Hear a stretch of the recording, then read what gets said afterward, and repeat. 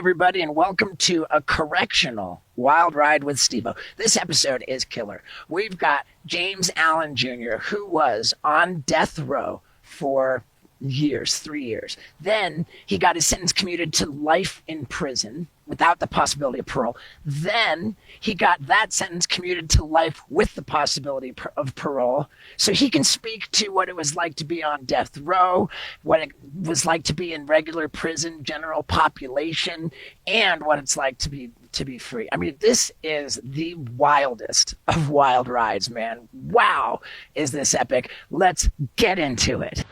If you want any of that. Okay. we bought it. We were like, whoa, fuck, why did we do that? Wait a minute. I got more lives than a cat, so why would I drink liquid death? It's a company that I really believe in. I'm an ambassador of it. Okay. The idea is death's a plastic. And is it actually water? It's still water from the Alps. Okay. Ladies and gentlemen, former death row inmate James Allen Jr. Mm-hmm. Good to meet you. You too, Steve-O. All right. So this is interesting, and it came about when I recently went on quite a rant about the death penalty, how it's incredibly expensive with all the appeals that you got to go through to execute somebody. By the time you've executed a prisoner, you've spent... I thought it was 10 times the amount that it would cost to keep them alive for the rest of their natural life, but I've learned it's more like 2 to 3 times. Still making it pretty dumb. And I've got all kinds of thoughts about the death penalty just being stupid. And we threw out the idea, wouldn't it be cool to interview a death row inmate? And we got all kinds of responses, and somebody said, what do you think about a guy who was on death row, then got his, well, you tell us, what's your career with correctional facilities? Mm-hmm. Well, let me just say I'm ecstatic being here today, and it's good to meet the famous Steve-O. Well, thank you. Jackass. So, mine is a unique experience. Growing up here in Nevada, in Las Vegas, in one of the poorest areas of the town, and I had a father and a mother, but like most marriages, theirs didn't last. So now I'm stuck with a single mother, and she's trying to raise 2 boys that are gun-ho, So she was a Christian, and she drug us to church and made us sing in the choir, and my mother was a singer, and she's still living. She's a big part of the reason why I'm here today, and my freedom exists. My mom is a pioneer. She struggled in the 70s, and she also did a little time for murder. So you can see where her son grows up and end up on death row for murder. So, but hers was a case of domestic violence, and she ended up with a 2nd degree type murder deal, and she did a little probation. But anyway, growing up here on the streets of Las Vegas, wow, I can remember the eras of the Moulin Rouge, me as a little 12, 13-year-old kid, trying to get up in there. Did you find yourself in jail or prison before the murder? Well, my juvenile life was pretty normal, fights here and there, curfew, she would have to come down and get me. But as I got older, and my fascination with guns, and being associated with gangs and of that nature, and the pimps and the hustlers, these are my type of people, man. So. And that's right. The murder was when you were 17. Yes, I was pretty good at what they call catwalking. I had an older OG. Guy from the neighborhood, and he was pretty good at what he does. And, okay, I don't know what catwalking is. Well, catwalking is like you're knocking on, you go into a strange neighborhood, and it's not a burglary because you're hoping to catch someone there so you can do the robbery and the burglary. It's like a two-in-one catch. So that sounds more like a home invasion. Yes, that's they call it a home invasion now. Yes, that's what they're. That's a serious crime. Mm-hmm. And back then, they looked at it as a real serious crime, and like I said, I was the first one to receive the death sentence when that law came in effect in Nevada. Okay, so your murder happened during a home invasion, is that? Yes, it was a home invasion. Me and the older guy, we went, and I was strapped with a gun, and the homeowner was there, and he suddenly woke up and he heard noise. He grabbed his gun, and when he came around the corner with his gun, I didn't give him a chance.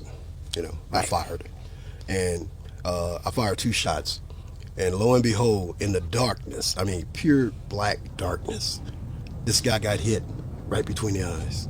Oof. And that didn't hit me until later on in my adult year as a kid. That didn't really ring out to me how one shot could take a person's life when I just shot.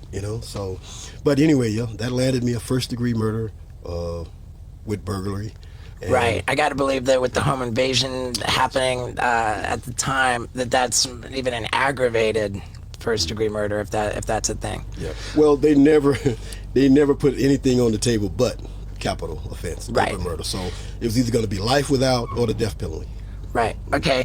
I'm really interested because I pay attention to a lot of true crime stuff, and I see all the time that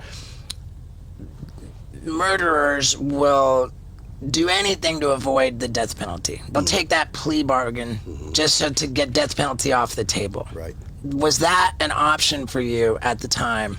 Well, I had a couple of crafty attorneys, and they were state-appointed attorneys, so they kind of laid the law down. You're young. This DA is really seeking this death sentence. He's pushing to be governor one day, and lo and behold, the guy becomes governor. But anyway, it's like he said, you're either gonna accept the rest of your life in prison, or this state is gonna try and execute you. And he goes, executing you they may not do. It's very expensive, James, and this is a tourism type of town, and they don't want to be known for executing a teenager or a youngster. Wow. So he goes, I'm gonna fight like hell, but it's on the table, life without. And my mom, by her doing time before, even though I know my son did this, but no, not life without in prison. So we'll take our chances in trial. Got it. And that's how I ended up in trial. And I went in front of a senior citizen jury. I'm looking like, all of these old people are my peers. And it was, it was so dramatic in the courtroom, shouting, crying, the victim's family over here, and you got their side of it, and I'm understanding that, then you got my side of the family, and I mean, my mom was a soldier. She walked around that county jail at night. After she'd come and visit me, she would literally walk around the county jail and get people to walk with her, to free James Allen. They're going to give my son a death sentence. Yeah. So when you went to trial, were you did you plead not guilty and you were trying to get acquitted? Well, I'll tell you what. I was interrogated for like 16, almost 17 hours by two detectives because they really wanted my co-defendant. He was the bigger fish. The older guy. Even though I'm facing charges of murder, but they wanted him. They've been looking for this. This guy's a seasonal vet. He's a career criminal. He's stung for big money in this town, and so we all kind of looked up to this guy as being the OG of the neighborhood. So they interrogated me like 16 hours, and they're constantly telling me, "You're gonna get the death penalty, man. You better. We know this guy's your co-defendant. We know and I wouldn't give him up. I wouldn't give them a name. Code of the streets, huh? But I tell you what, they got my mom on the phone. Yes, the code of the streets. Oh, you don't tell. Snitches get stitches. But so they called my mom, and she's on the phone, and it's like a conference call, and she goes, "Well, I tell you what, I know my son is guilty, but he's not guilty as the guy you guys are looking for." See, mom is trying to sway it. She's really trying to get this. She knows what's ahead of me. And so I make a confession. Yeah, I was there. I orchestrated the whole plot. I chose the house. I knew you shot the gun. Yeah. I did the fatal shot. Yeah, everything. And the detectives go, they wasn't happy with that. They wanted the co-defendant. May he rest in peace. He's dead now. But, I even talked about him in the book. But what an experience, man. And I tell you what, after all that I've been through, I understand the death penalty. was it for guys like me, a young kid, ambition out the roof. Who is it for then? It's for the guy that gives up, that look at you, me, and everyone and say, I don't care about you. I don't care if you die today, and I don't care if it's by these hands. That's who it's for. Okay. I mean, where do you put those type of people that think like that? Is there such a thing as verse-on-one psychology where you can really go in and a person's belief, you can change their belief in humanity?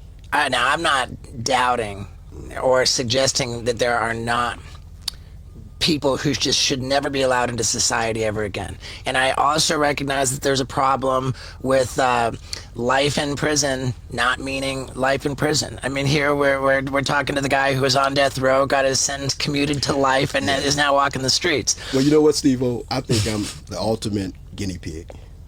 I was a test. I literally grew up in prison. Evidently. I mean, so at the trial, you pled not guilty after they had this confession, 16 hours. Yeah. So the trial probably didn't last too long. Not too much deliberating maybe going 5 on. hours. 5 hours of a trial or 5 hours of deliberation? The whole thing. I mean, it was. Hey, listen, the jail was ready to erupt because I was in jail for over a year. So Before the conviction. Yes. Okay, yeah. And so you're meeting all types of people.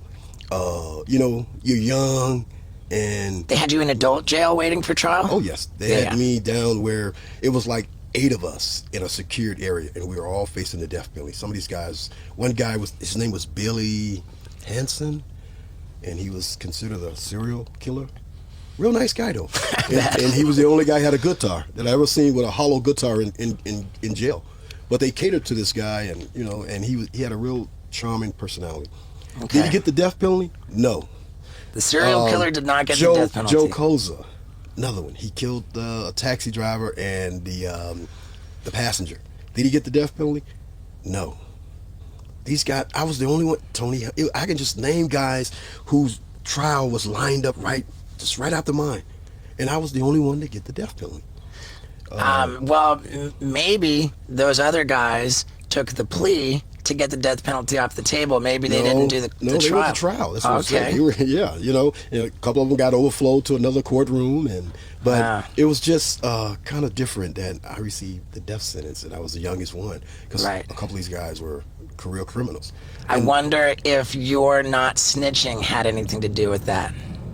I went for hard, and I didn't, I had some OGs to get to me early. They say, don't get all tatted up, don't get a sleeve. They don't need, it's going to be hard, dude. So one day you may have a chance of going home. They gave you life without. You may go home one day. Laws are changing, So I kept myself kind of clean cut, and I went through, but back to that question with the guys on death row that deserve it. When your neighbor is a dude that just killed a girl, a little 12-year-old girl, slit her throat, discapitated her body and just burnt parts of her, put her in a shallow grave. And, this is my neighbor. So it was hard for me to come out during a rec period on death row and not try to kill this guy. What's a rec? Oh, during a rec period. Yeah, okay, got recreation period. Right. And there was ways back in the day. Death row wasn't very secure like it is up in Ely, Nevada. Back in Carson City, the old death row, and I was allowed to go back there a year ago, and it was scary. To they talk let to me the into people. the chamber. No, I went back on death. This prison is closed, and the Art Society and the Nevada Prison Society are getting ready to do a tour. So they invited me back, and I went through and took a cameraman and finally went in the chamber.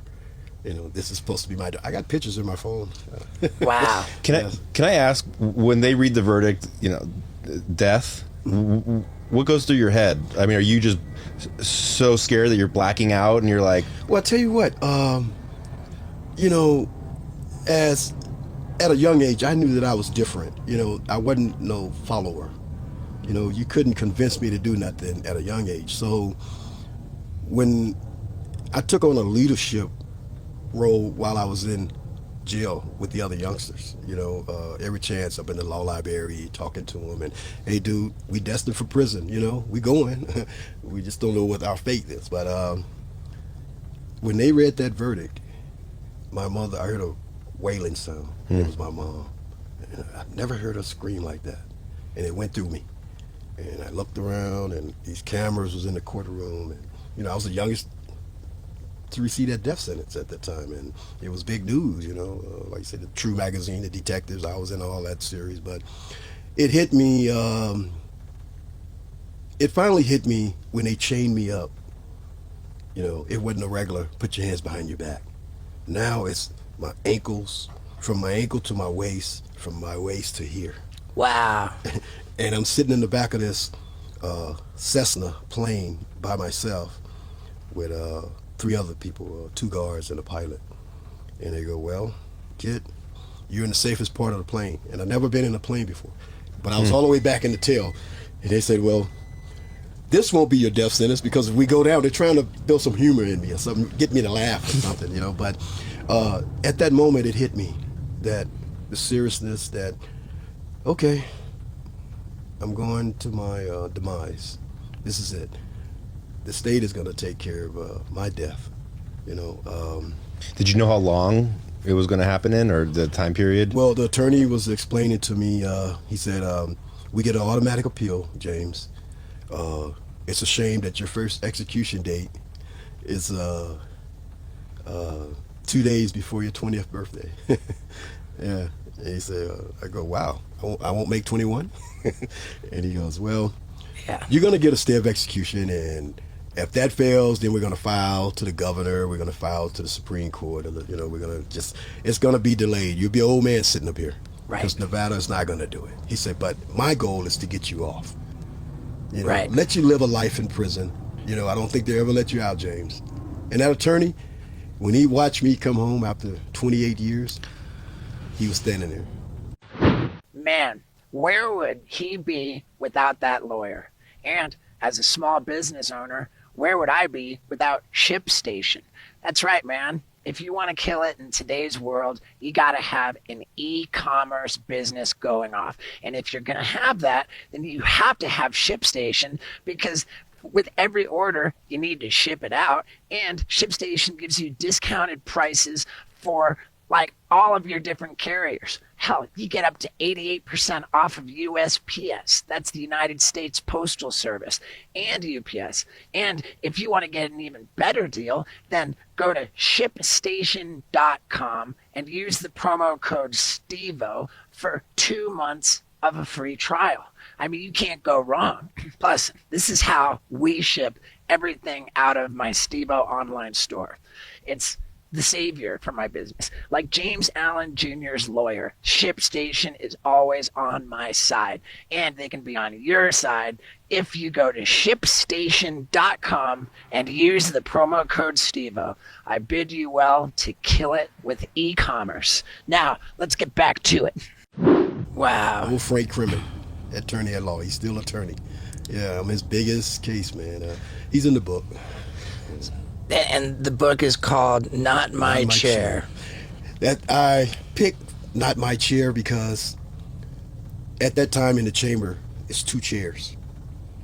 And, you know, it's gas, you know, like lethal injection at that time. You know, they had a bucket under the chair, and they had the pellet, it rolls down and it hits the gas, and, you know, wow, you're going to die off your vomit and your... So one of the chairs is missing. And I found out later where the chair's at. The chair's at the Mob Museum. When I came home from prison, they found out my story, gave me a job at the Mob Museum. Next to this chair, it's like being reunited with my demise. Wait a minute. This is the chair that they were supposed to put, and it's at the Mob Museum. So I have a picture of that too. It wasn't lethal injection. They were talking about gas.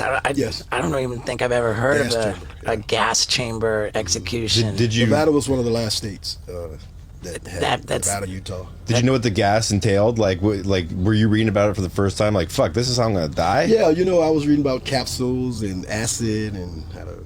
But when do you read about that? Like, like you're on death row, and then you're like, at what point do you're like, okay, well, I guess. Well, the guy that's coming up, which was James Carroll, you know, I mean, it was real.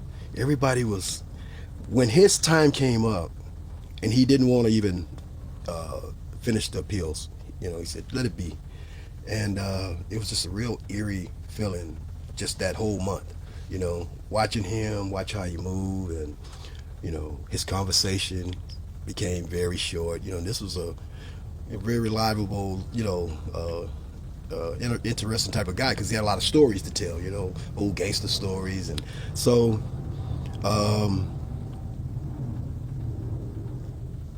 when they was preparing him for the overnight sales, well, you know, Overnight sales. They pulled a joke on me, and it was like an initiation because you dealt with 6 officers all the time on death row. So when I got there, I'll get back to the other story. But when I got there, they ran the gamut down to me. Hey, this is allowed. You're not going to be able to do this. You're on death row. We're going to respect you, you know, but this is our house, you know, and they had no problem coming in. You know, a few times they had to come in and let me know, you know, I was being lonely, and, you know, I'm in Carson City, you know, never been around this much snow in the wintertime, and the cows are dumb. They're standing out in the snow, and my window's facing this farm life, and, you know, I'm just watching reality just leave. Every day reality leaves because this is all I have is these people, you know, up here. Right. And I made the 12th person at that time. So one of the Jesus freak up there, he said, well, you're the 12th disciple. Huh. Let's break down the time you spent on death row. I understand it was 3.5 years. Yes. And then you got your sentence commuted to life without parole. Mm-hmm. And how long were you in prison facing life without parole? 25 years. 25 years after the death penalty. Mm-hmm. So then 25 years, and how does life without parole turn into you're free? Well, I took the advice of a lot of smart people. Some of them have, you know, died and gone on, and some are out and they're living productive lives, you know, but they gave me a lot of advice, man. One thing was to never give up on your education, you know, and I did. Once I got my GED and a little high school diploma and did the little graduation with the Clark County School District, I took some college courses and tried to at least come out with an associate, but I got disinterested. Once I got life with the possibility of parole, you know, I got eager now, and I had to really look at myself and go, am I really for this world? Because it's like I was living a make-believe world in here, you know. Now I'm going to be free as a man. How far into life without parole did it become life with the possibility of parole? In 2003, the late Governor Kenny Gwynn, may he rest in peace, he looked at me and goes, you look tired. He goes, I'm not an ex-cop, I'm not an ex-judge, I'm not a lawmaker, I'm a businessman. And I think you'd be great. Wow. I think you'd be great one day in society. And you know who echoed that? The late great Senator Harry Reid. I have a picture with Senator. He invited me to Washington, and he heard about my story, and he sat and talked with my mom, and he wrote letters and things concerning my eligibility. Rehabilitation. Well, yeah. Well, you know, there's a such word as habilitation. Habilitation means you knew something before the rehabilitation. Okay. If you don't know nothing before you're rehabilitated, how are you being rehabilitated? All right. So I had to learn things like that also. But you know, Steve-O, it's been a great experience, man. I achieved a lot of accolades while I was in prison. I was a lot of firsts. I was the first to put a band together, coming off of death row, and they didn't believe I can do it. But I grew up in this town, so I started reaching out to people, and I was always musically inclined, you know. So I reached out to several of the outlets, and they started sending me used drums, used guitars and bass and pianos. So I asked the director, if I find the inmates that can play these instruments, will you allow us to have a band? Not only did they allow us to have a band, we traveled from prison to prison. Wow. In this state, it don't happen. Off of death row. Off of death row. Yeah, that's not happening in death row, right? I had wardens come in and they bring their guitar and sit in with the jam session. Wow. You know, it's just, I have so many firsts, man. You know, like I said, I'm so proud, even though my mom is in dementia and we take care of her. You know, that old lady's taken care of real well. But I wanted her to see this part, because she don't know about the bug. She don't know about me performing and going out talking to the youth and giving back like I do. But she was my biggest fan, and Sounds like it. wow, what a lady, man. What a lady. When were you freed? I was freed in 2008. I walked out. 2008. Yeah. What was the first thing you did when you got freed?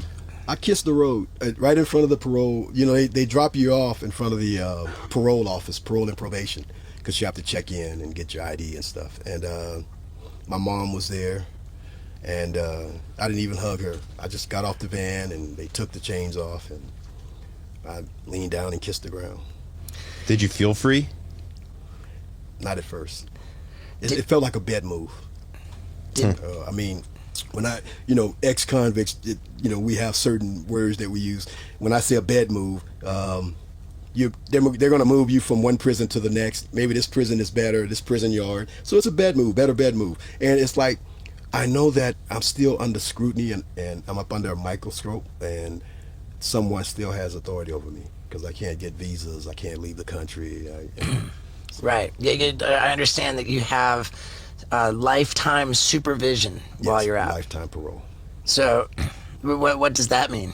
Well, for me, the laws change, and I am what you consider up under past laws, and they still apply to me. So you got grandfathered in on those. Yes, so I can still apply for a commutation of sentence or get my sentence commuted, or I can even ask for a determined sentence. Like, I could go back to the district court and say, hey, can I go for a sentencing modification?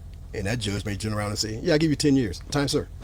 Now I'm off parole, and I can, I don't have to seek no one to try and own a weapon or anything like that. And on that note, I don't care if I ever own a gun again.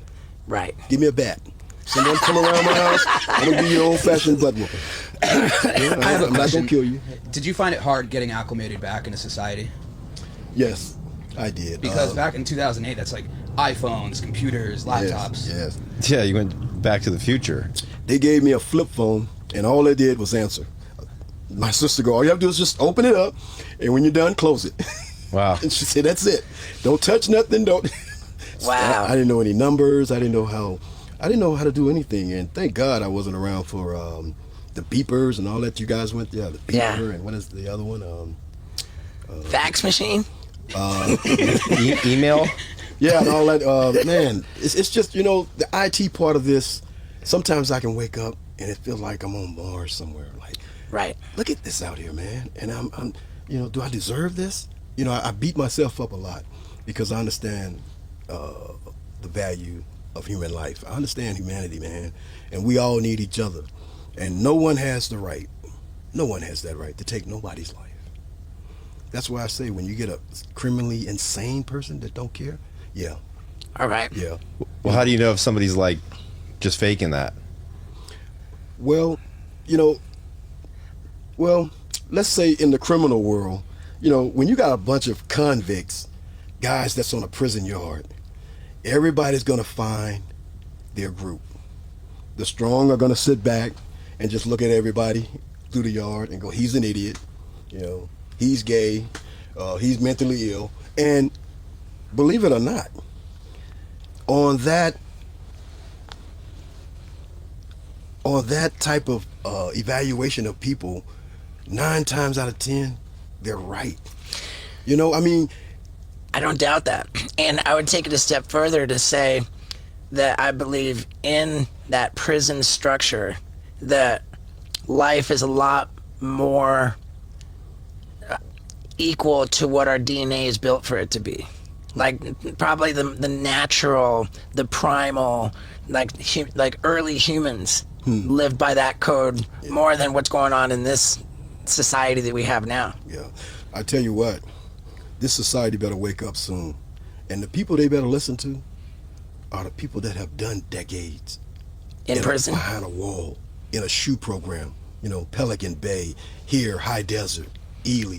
You bet if these people make it back to the streets and they say, I want to serve, you better listen. Because I'm telling you, I was telling lawmakers, I go, this summer coming, you're going to see a wave in these young kids, these high school kids.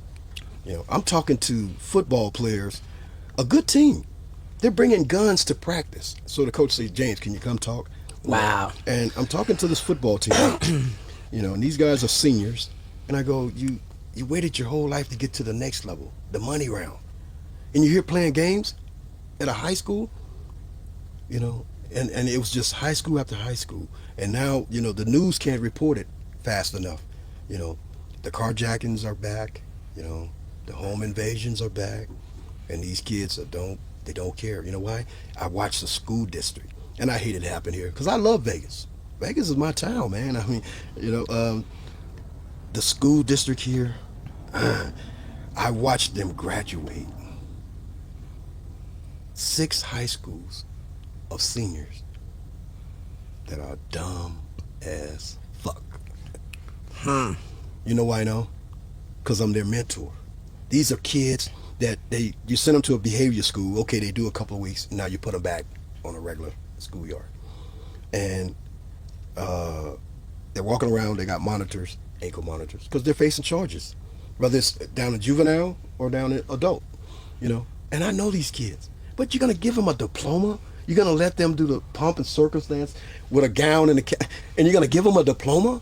When he can't even tell you who the governor is?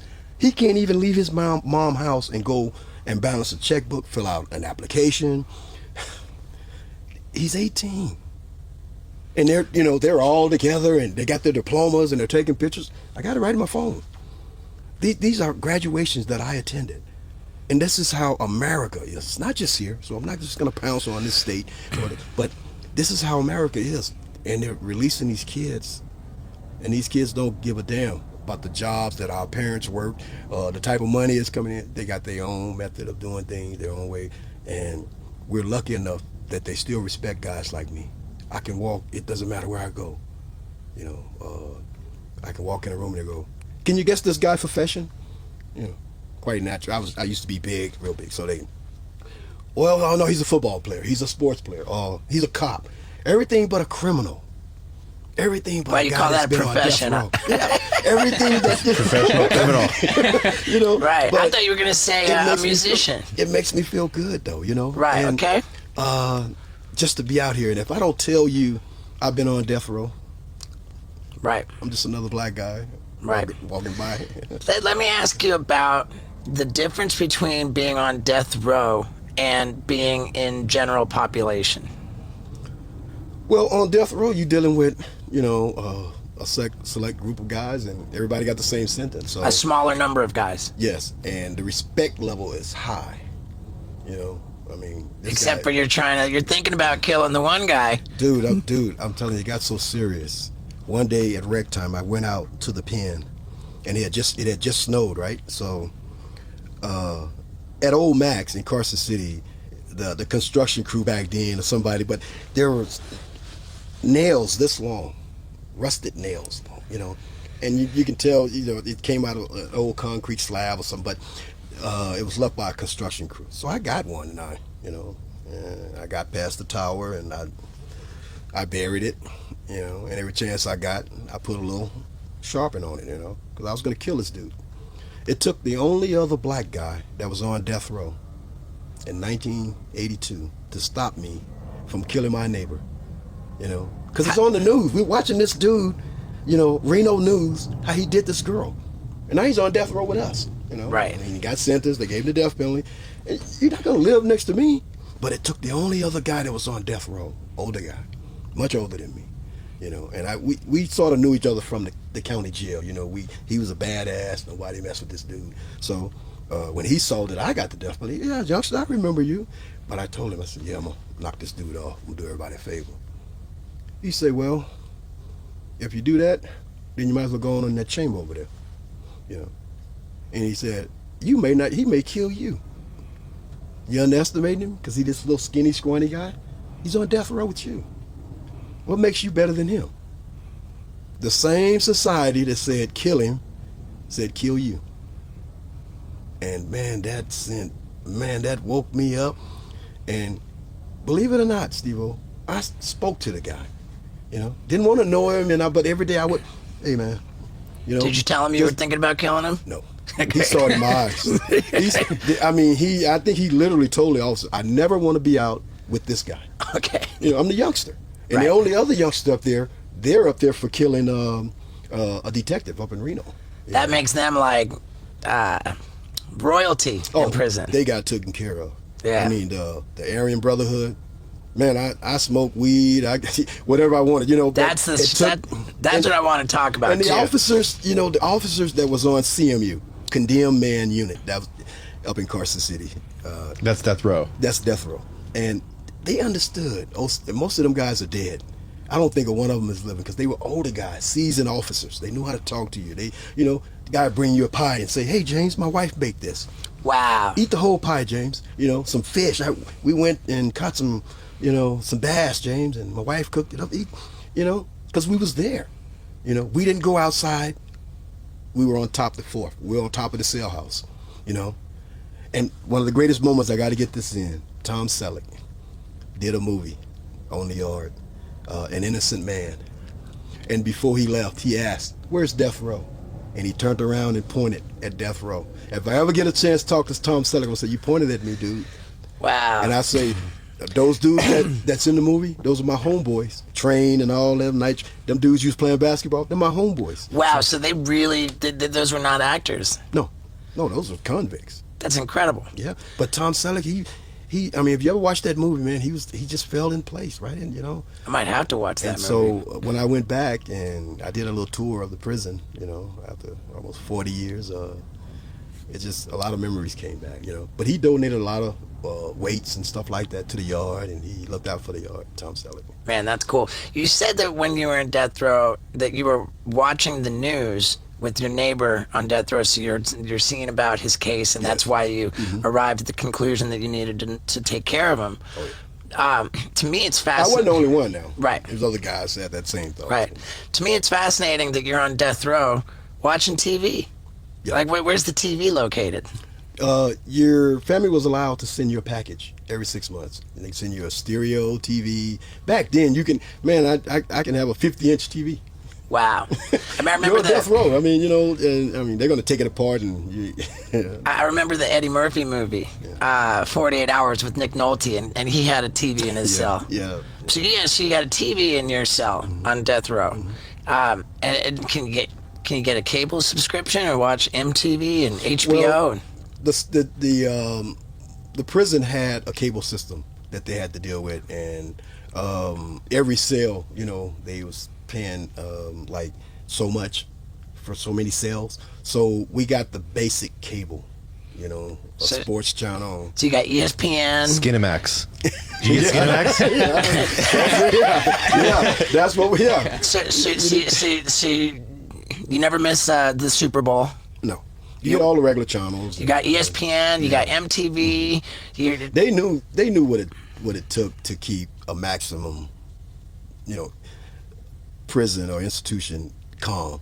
Right. When you let inmates and convicts watch TV and have another escape, yeah, your yard is going to go pretty well. Okay. You know, and like I said, they gave me a huge outlet because once the count was clear, you know, this way after death row, but I'm going straight to the band room, you know. Right. Yeah, I'm going straight to the gym, to the band room, and How much time in death row is spent in your cell?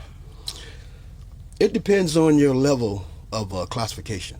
You Right. know, if you're being good and you're not being a problem and you're not receiving like notice of charges, discipline, you know, you have to go in front of a discipline committee. You can spend up to almost 12, 13 hours out your cell. And that 12, 13 hours is in like a communal. Yeah. You can pick another guy to come out and you can play cards, and normally me and the other black guy that was on there, he'd come out and he made porter. because he went up another level, so he was able to go everywhere. Okay. Go get the food, and not outside, but they'd bring it to the big door, and he was able to grab it and bring up the child and stuff. What about drugs on death row? Yeah, that's my next question. Are you smoking weed on death row? Yeah, I mean, you have to roll a pinhead no bigger than a match. A matchstick. And so Pinner. you're rolling. Yeah. And so we had one officer even gave us the tip on how to get rid of the smell. He said, "Listen, guys, I ain't looking for nothing, but I have a nose." Right. So you take the toilet roll, you put the bounce sheet in it, and Yeah, blow it through there? that's the old. That's county jail. Okay. That's rookie stuff. Okay. That's as high as Steve got. Candidly, I didn't even learn that trick in jail. I learned that in college dorms, which is amazing because it's just about the only thing I learned in college.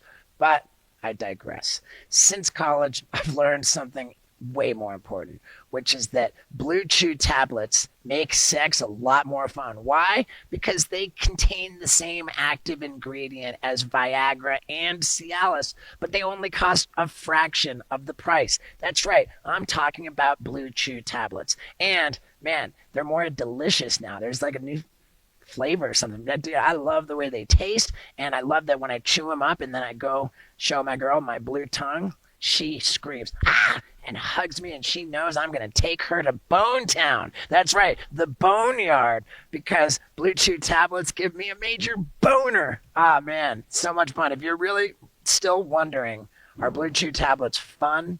I can assure you they are. Plus, you could get an entire month's supply of Blue Chew tablets completely for free. All you got to pay is $5 for shipping if you go to bluechew.com and use the promo code STEVO. That's right. Plus, the prescription, you consult with an online provider, a medical provider online at bluechew.com. You take care of that quickly and easy. And again, an entire month's supply of Blue Chew tablets is on its way to your house, and you are having a good old time. All you got to pay is $5 for shipping. So jump on this deal. Go to bluechew.com, use the promo code STEVO, and let's get back to it.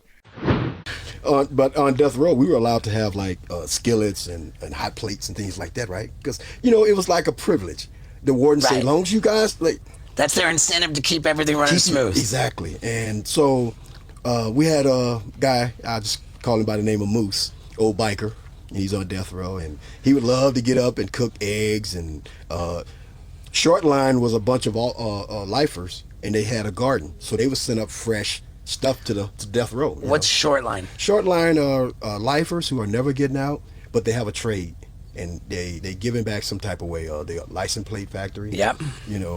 Maintenance, the old boiler room. Those are lifers that live in there, and that's like a privilege to live in the boiler room. You got this big old room, and you don't have nobody, no officer breathing down you. You got a courtyard you can come out to. You're just taking care of the boiler room. Make sure and so.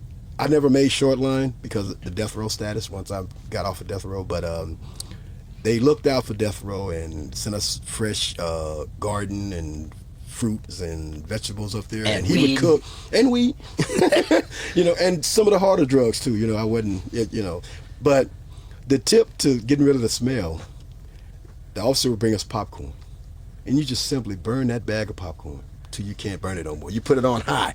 And what the hell? You ever smell burnt popcorn? Sure. You ain't gonna smell no weed. Okay. So we were getting weed like from Humboldt County up in Winnemucca. This is the great grade of weed coming down from. Yeah. So the white guys, they really looked out, man. And the brotherhood was one thing. As long as the drug flow was cool, everybody's cool.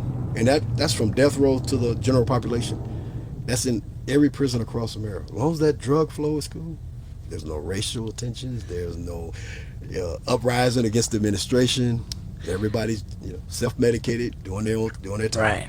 How about alcohol? Are you making your own alcohol on death row? Well, Pruno. that's still rookie stuff. Oh, okay. Veterans, you drinking alcohol. You're bringing in Seagrams. As long as they're as they're a free staff, and what I mean by a free staff, a free citizen, whether it's a nurse, a storekeeper, a bookkeeper.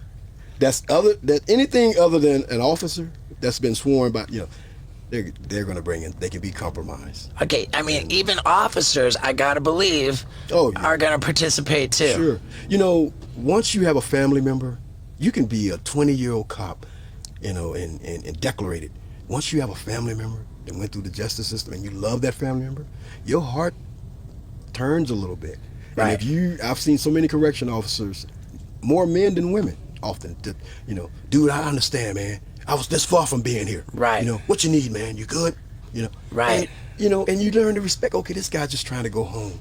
He could have been here, but he chose this life, and then he offered me something. You know, he's coming, you know, with a gift. Like, dude, I'm not just talking. I know you got life. You're in a shoe program. You know, no one may ever untie that shoe. You know, and that's just the lingo for being locked away. Right. What does shoe means? What's it stand for? If you put your shoe on, yeah, if his shoe is on, that shoe is going to stay on until what? So take it off. So if you put a man in a cell and you lock that door, he's in there. That's a shoe program. That's like 23 hours a day. That's right. So when you got off death row, were you in the shoe? I was in intensive. What was they calling it? Intensive group where they modified you. You had to check in. You know, because I was different, so they had to check my psyche. You know, being on death row and being young, so they really monitored me. I had to go and see the psychologist once a week. We sit there, and she and I would talk the same thing. You know, what do you think about life, James? Well, I'm alive. That's what I think about life. You know, I'm gonna live the rest of my life. You know, in here. She said that may just happen, but what if you're free one day? You know. And she's dead now too, but all those old people. But anyway, that was a normal day, you know, just being locked away, man. And I tell you what, until a man is faced with you have to live with another person that you don't know. This is a stranger. He just moved in. He's a lifer like you, and is he strong like me? You don't know this person. And the worst thing that the prison system did to me, when they allowed the race, you can't mix races. They should have never done that. When did they do that? In this state, I think it was 86, they started pushing, the classification changed, and in prison, you know, the only people that can live together, if you come in and say, you know, you're gay and you rather live with a gay person, blah, blah, blah, but just me and you bunking up as cellies, no, the administration, oh no. Because they know that soon as the drugs get low or soon as somebody get hit that shouldn't have got hit, you know, a stabbing or something went on, the forces that be are going to change, and you can't live with that black guy anymore. You're either a soldier, you're either with us or you're not. And the same with the blacks. You can't live with that white guy. Why you living with him? And the guy go, well, we went to school together. Our families know each other. I'm from the same neighborhood with this guy. We don't care. Yeah. This is the code, and you're going to live by it. Could I ask, what was your last meal going to be? Sorry. Well, you know what? I'm glad you mentioned that because they played a trick on me when I got there. Two of the officers, old Silver Fox and Woodman, came and got me, and they said, youngster, we just got a call from the courts. We're going to have to prepare you in the overnight cell.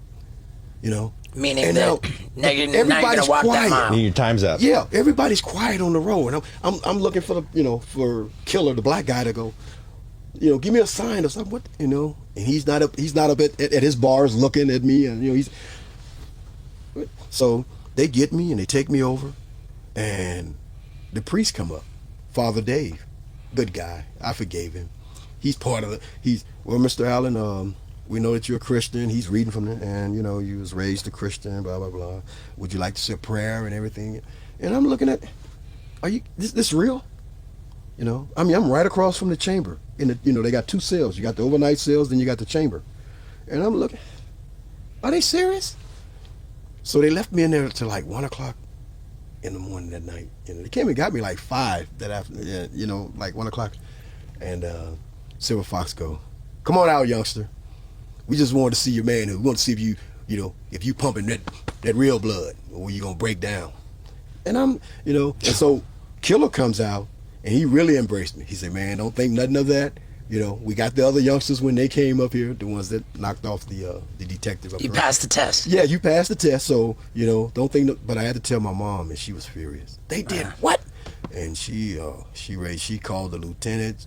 She had a way of reaching and getting hold of people, you know. And next thing you know, here come these wardens, and you know, you okay, youngster? You all right? You know, and they have me talk to the psychologist, and you know, I'm good. You know? That's some like fraternity hazing. Yeah, so I had to put that in the book, man. I forgave those officers because it shook me, but it something deep down that said, no, it ain't happening like this.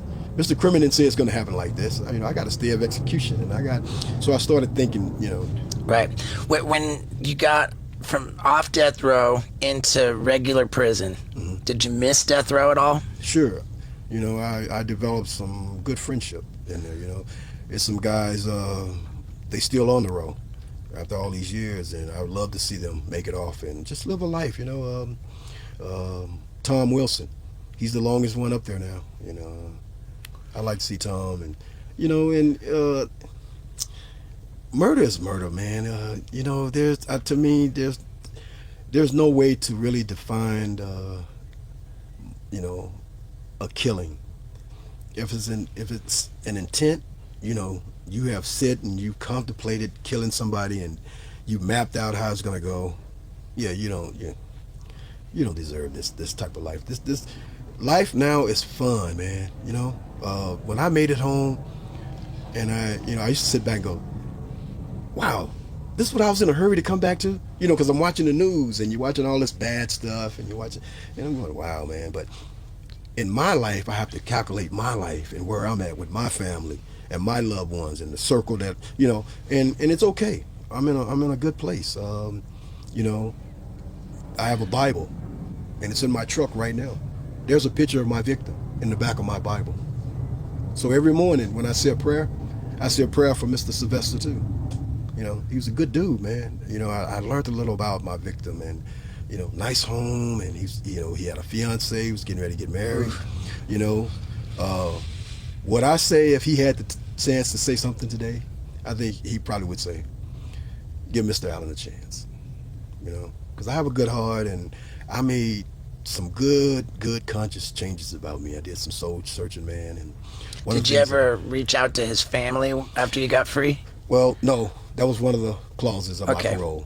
Do not try and contact, because they knew me. The prison officials and the parole commissioners, by now, they know James Allen's going to try and find a way. His heart is, you know, I love everybody, and if I can help everybody, I want to. Right. One of the things I want to do, the outgoing governor of this state, Governor Sisolak, put a motion on the floor about a week ago to abolish the death penalty, and his constituents rose up against him. So I was there, and he came over and shook my hand. This is a week ago, as in from today. Yeah, at the Supreme Court building, they held the annual Pardons Board session. So, with it being his last hearing, he placed a motion on the floor to abolish the death penalty. But I don't think that committee had that power. So many other things had to take place before. But I commend him for doing that. And in that, I would love for this state to allow me to go and talk to those men and let them know, hey, you may not get the opportunity that I got, but if they abolish the death penalty and they give you life, man, make the best of it. Those guys of you that are on death row, you're smart, you're educators, you know, you were smart in growing up and things, because I know them, you know, it's some guys real creative. Come out and help these younger guys that's on the yard that will make parole. I would love to have that opportunity to talk to death row. You said that when you got off death row and in regular prison, that you missed the friendships that you had on death row. Yeah. But did you miss the quality of life? Like, what was the quality of life in regular prison compared to death row? This is something I really wanted to know about the quality of life in prison versus on death row. But first, let me tell you about the quality of life if you're in therapy or if you're not. Because this episode's brought to you by BetterHelp, and spoiler alert, quality of life is a lot better if you're in therapy. And actually, speaking up about the things that are bothering you and figuring out ways to address them. And there's no better way to do that than with betterhelp.com. That's better, HELP.com. And if you go to betterhelp.com/Stevo, you get 10% off your first month. Now, a first month of what? It's therapy that teams you up with the ideal therapist for you based on what it is you want help with. And they've teamed up over 3 million people with therapists. And these sessions can happen online. You don't have to go driving around anywhere. It's super simple, super affordable. Plus, again, you get 10% off your first month if you go to betterhelp.com/Stevo. Again, my quality of life is a lot better because I use therapy to speak up about what's going on, about what's bothering me, and figuring out how to address it. So I urge you to increase your quality of life by going to betterhelp.com/Stevo. Now, let's compare death row to prison. Did you bring your television set from your cell sure. in death row? Yes. Same TV? Mm-hmm. And you got to set up the same TV? And If I was a smart man, I would have took all of that stuff that my family sent to me on death row, boxed it up, and sent it home. It'd be worth some money today. Wow. But I got an ID card. I still have my ID. So you take all of it, you take all the stuff in your death row cell, the TV, everything, and you move it right into your cell. prison cell. Yeah. Is the prison cell the same size as the death row cell? Death row was plush. Wow, that's what I'm trying to figure out. A death row cell was like big as your RV here. Yes. Wow. Yes. And we got one roommate in the death row cell. No by roommate. yourself. By yourself. One thing about death row, you're not gonna have a roommate. Okay. No, that's one thing a state's not gonna do. No state in America house two guys together. So now you move into regular prison. You do have a roommate. Yes. And you're thinking, man, get me back on death row. This sucks. Well, the first time I hit a medium yard, I thought I was literally on a college campus. These guys are wearing Jordache jeans. They're wearing silk shirts, long as blue. They're wearing low flow, show loafers, and they're wearing low quarter shoes and hats, and they're headed to visiting. They're going to visiting, and I got pictures of me on death row. When I had my afro and my mom come up, I got pictures. And so I'm used to just wearing jeans. I get there and I'm looking, and I tell you, man, literally, I see these women and, guys are coming up to me, they're hugging me, James Allen, you off death row, we're glad, blah, blah. So I see a flock of women over here, right? And I'm looking. Women inmates or women visitors? I'm thinking these are women. These are not women. Oh, they're not. Oh, gotcha. So they're listen. inmates. Listen, dude, booty shorts, and I'm looking like, and one guy go, no, those are not women. So there's a not lot. Women. There's a lot more freedom of expression in prison compared to death row. Back then, right. Back then. Now, death row. I think death row is they're just there, man. They're just sitting there. All of the programs have been stripped. Prison is nothing like it was. Am I calling that right? Prison versus, because death row is prison. Yes, it's all the same. None of it's the same. Okay, so what would I call it? You went from death row to general population. Mm-hmm. Okay. Mm-hmm. And in general population, is there more or less drugs and alcohol? Oh, dude, man. There's way general more. Population. And see, I came, my era was you can have currency on the yard. Dude, it was dudes rolling quarters and taping them up as long as this bar here, and would go to the store with, however much that was. You'd get a pen and write it on there. If that's $60, if that's it's like about $60 worth of quarters, you go to the store. And the storekeeper, he look and okay, he knows, And I'm telling you, man, it was nothing to walk around with $1,000 of paper money. That was illegal. You only can have the quarters. You could only have, in currency, but you couldn't have paper dollars. And man, but people had it anyway. Poker game, big time poker games. Guys betting $200 and $300. Wow. Poker. Yeah. So more money, more drugs, more alcohol in general population. And guess what? This was doing with the Democrats in charge and the Republicans. It didn't matter. Prison had a standard where it took care of itself. You know, there was prison jobs, there was prison furloughs. So in the 80s and the 90s, you know, if you had to do some time, you can. I mean, one of my first jobs, I was making minimum wage. I was working for Imperial Palace, classic car collection. They would bring out one car and we would strip it down, and they was paying us minimum wage. I was sending home literally $600 to $700 a month, and that was huge. Sending it to your mom? Yeah, you know, to Yeah, take you care of ever my have any kids. kids? Yeah, I had my son. When I got arrested, my son was 1 year old, and my daughter just turned. She was like 5 months. Wow, okay. So they grew up. I got a picture of me and my son and my daughter standing in the visiting room, and like I said, my son came, and you know, that was an experience there, man. I tell you. Yeah, that's a big part of your story, is that you're in general population. Your son's 15 years old, and you're sharing a cell in prison with your son. Yeah. Unfortunately, he was part of a program where they was targeting young youth who were at risk, and my son had a fascination of guns too.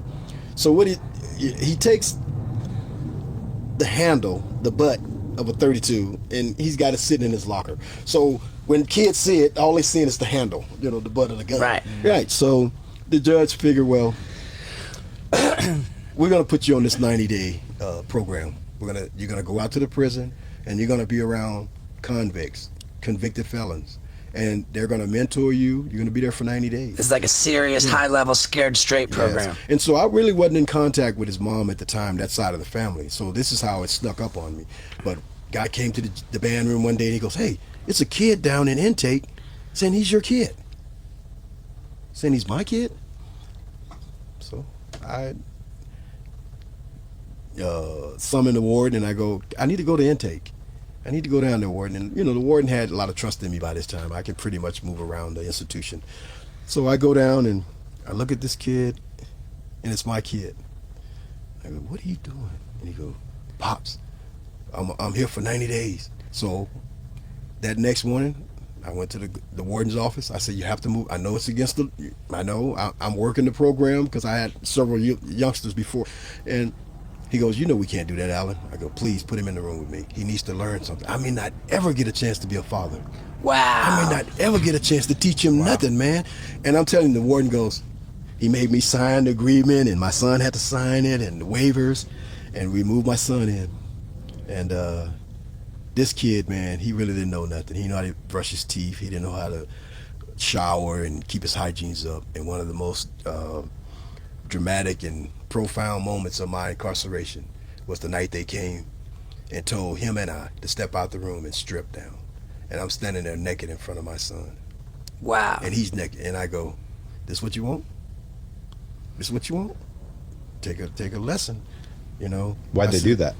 Because when they're doing a strip search, you know, they can pick any cell and go to any unit, and they can be just random. But I think they was, you know, I had a couple run-ins with a couple officers, and I think they was trying to get back and embarrass me in front of my kid. So we're standing there, and they didn't, you know, after they tore up the cell and went through everything, and we went back in. And I go, "Well, get dressed, and now let's put the cell back like it's supposed to look, real comfortable, and let's watch some TV." there you go. Yeah, let's get back to the football game." You know? Yeah. But you know, it was a pleasure, man, being a dad.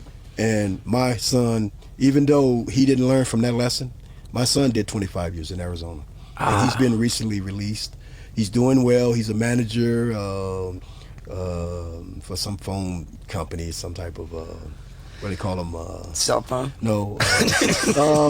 When you talk telemarketing. type Okay, of gotcha. thing. But anyway, he's doing well, and he got married, and he wrote a little book, a little memoir book, you know, about being in prison and being around his dad.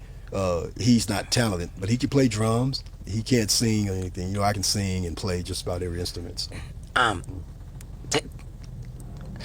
I'm really interested by how you said you got people to send a piano into a prison. Keyboards, all kind of synthesizers, man. So now some of the stuff we had to fix, and we were allowed to go in the maintenance shop and use soldering guns, and you know, we had to take some of the resistors and tweak with them, and, you know, get some of the old tube amps and recharge them. But the piano's not going to live in your cell next to your 50-inch TV. it's going to go to the band room. Yes. But there was no band room before you. And guys were allowed. I mean, it depends on, like I said, your classification, the level that what prison you're on.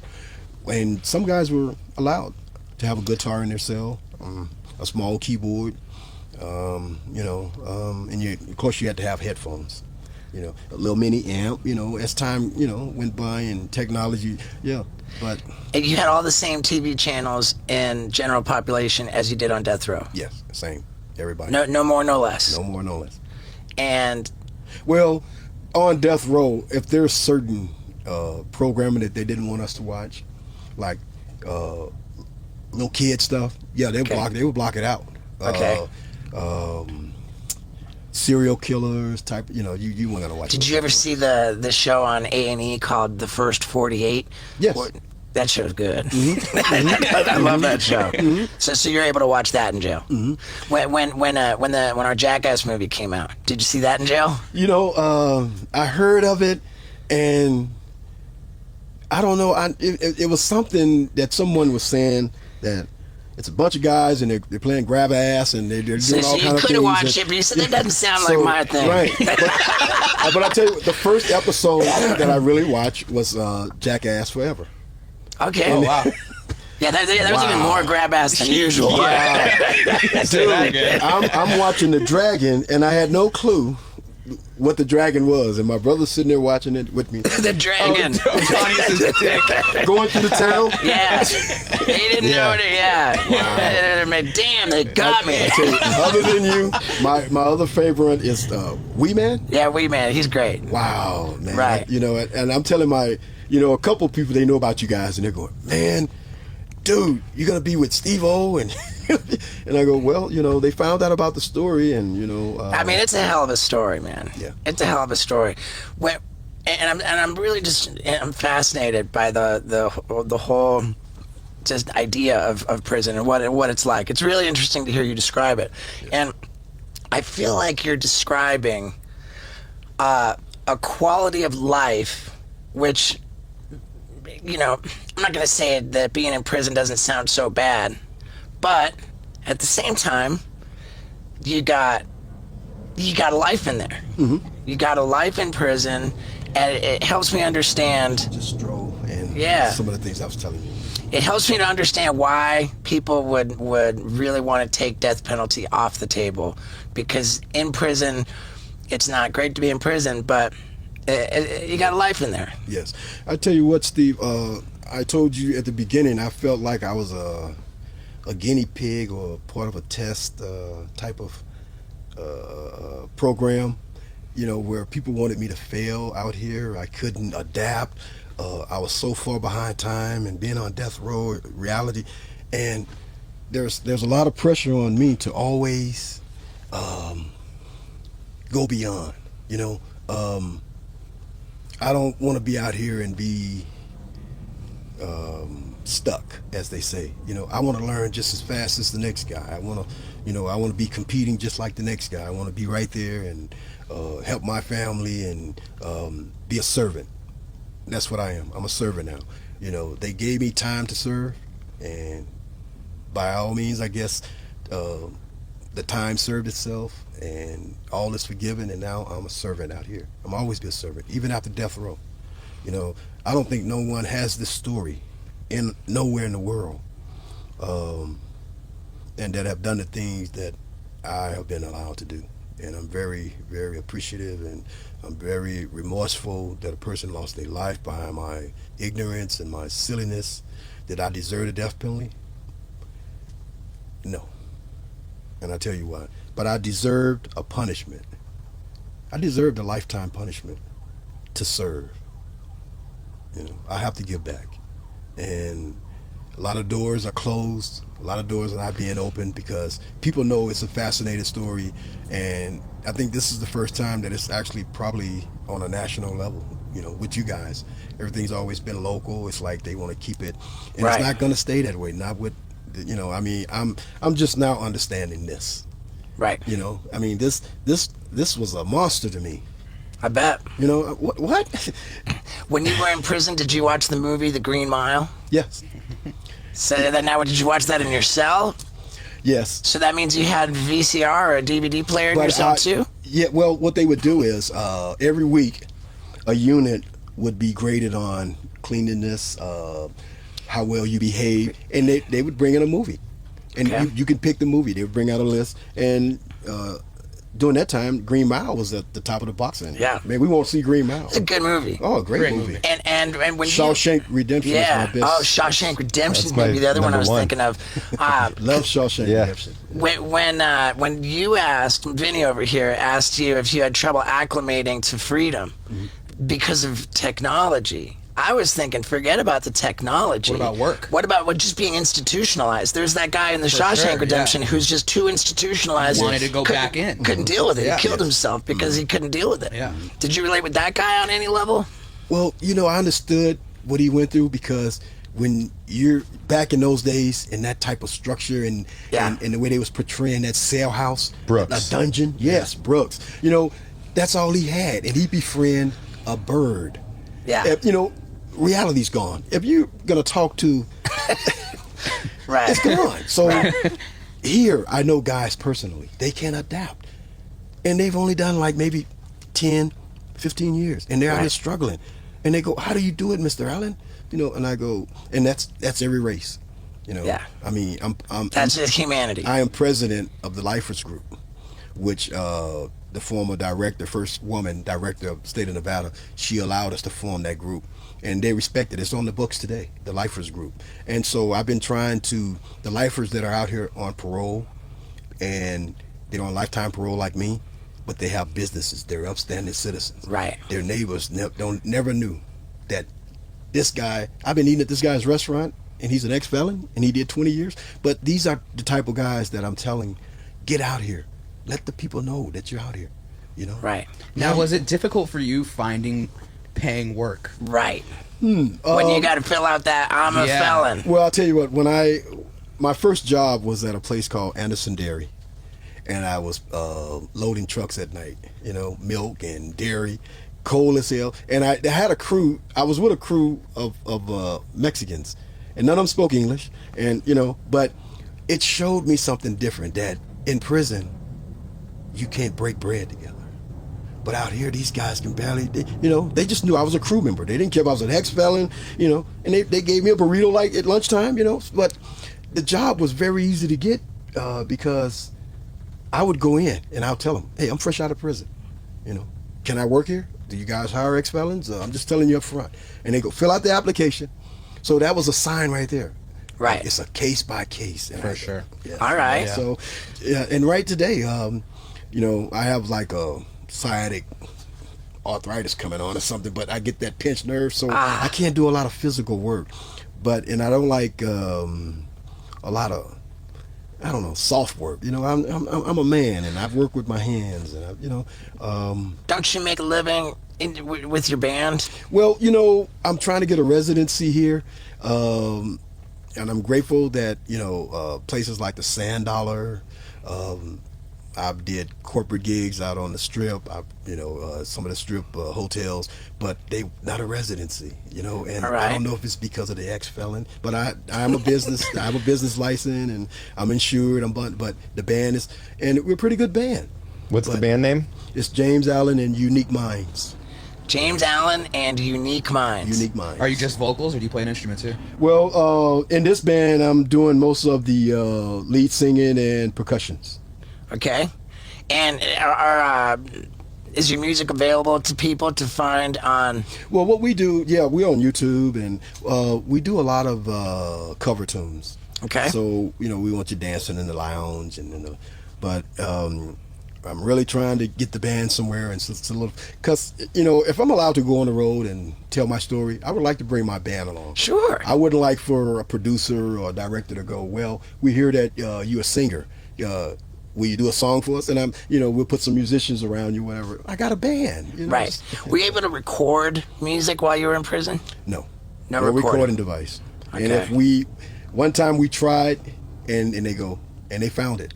Right. And we had it going through one of the Yamaha system, through the PA system, and we had a little, the old little box tape cassette recorder. Yeah. You can hit play and you record it. So we had it patched in, and they found out about it, so we had All to. right.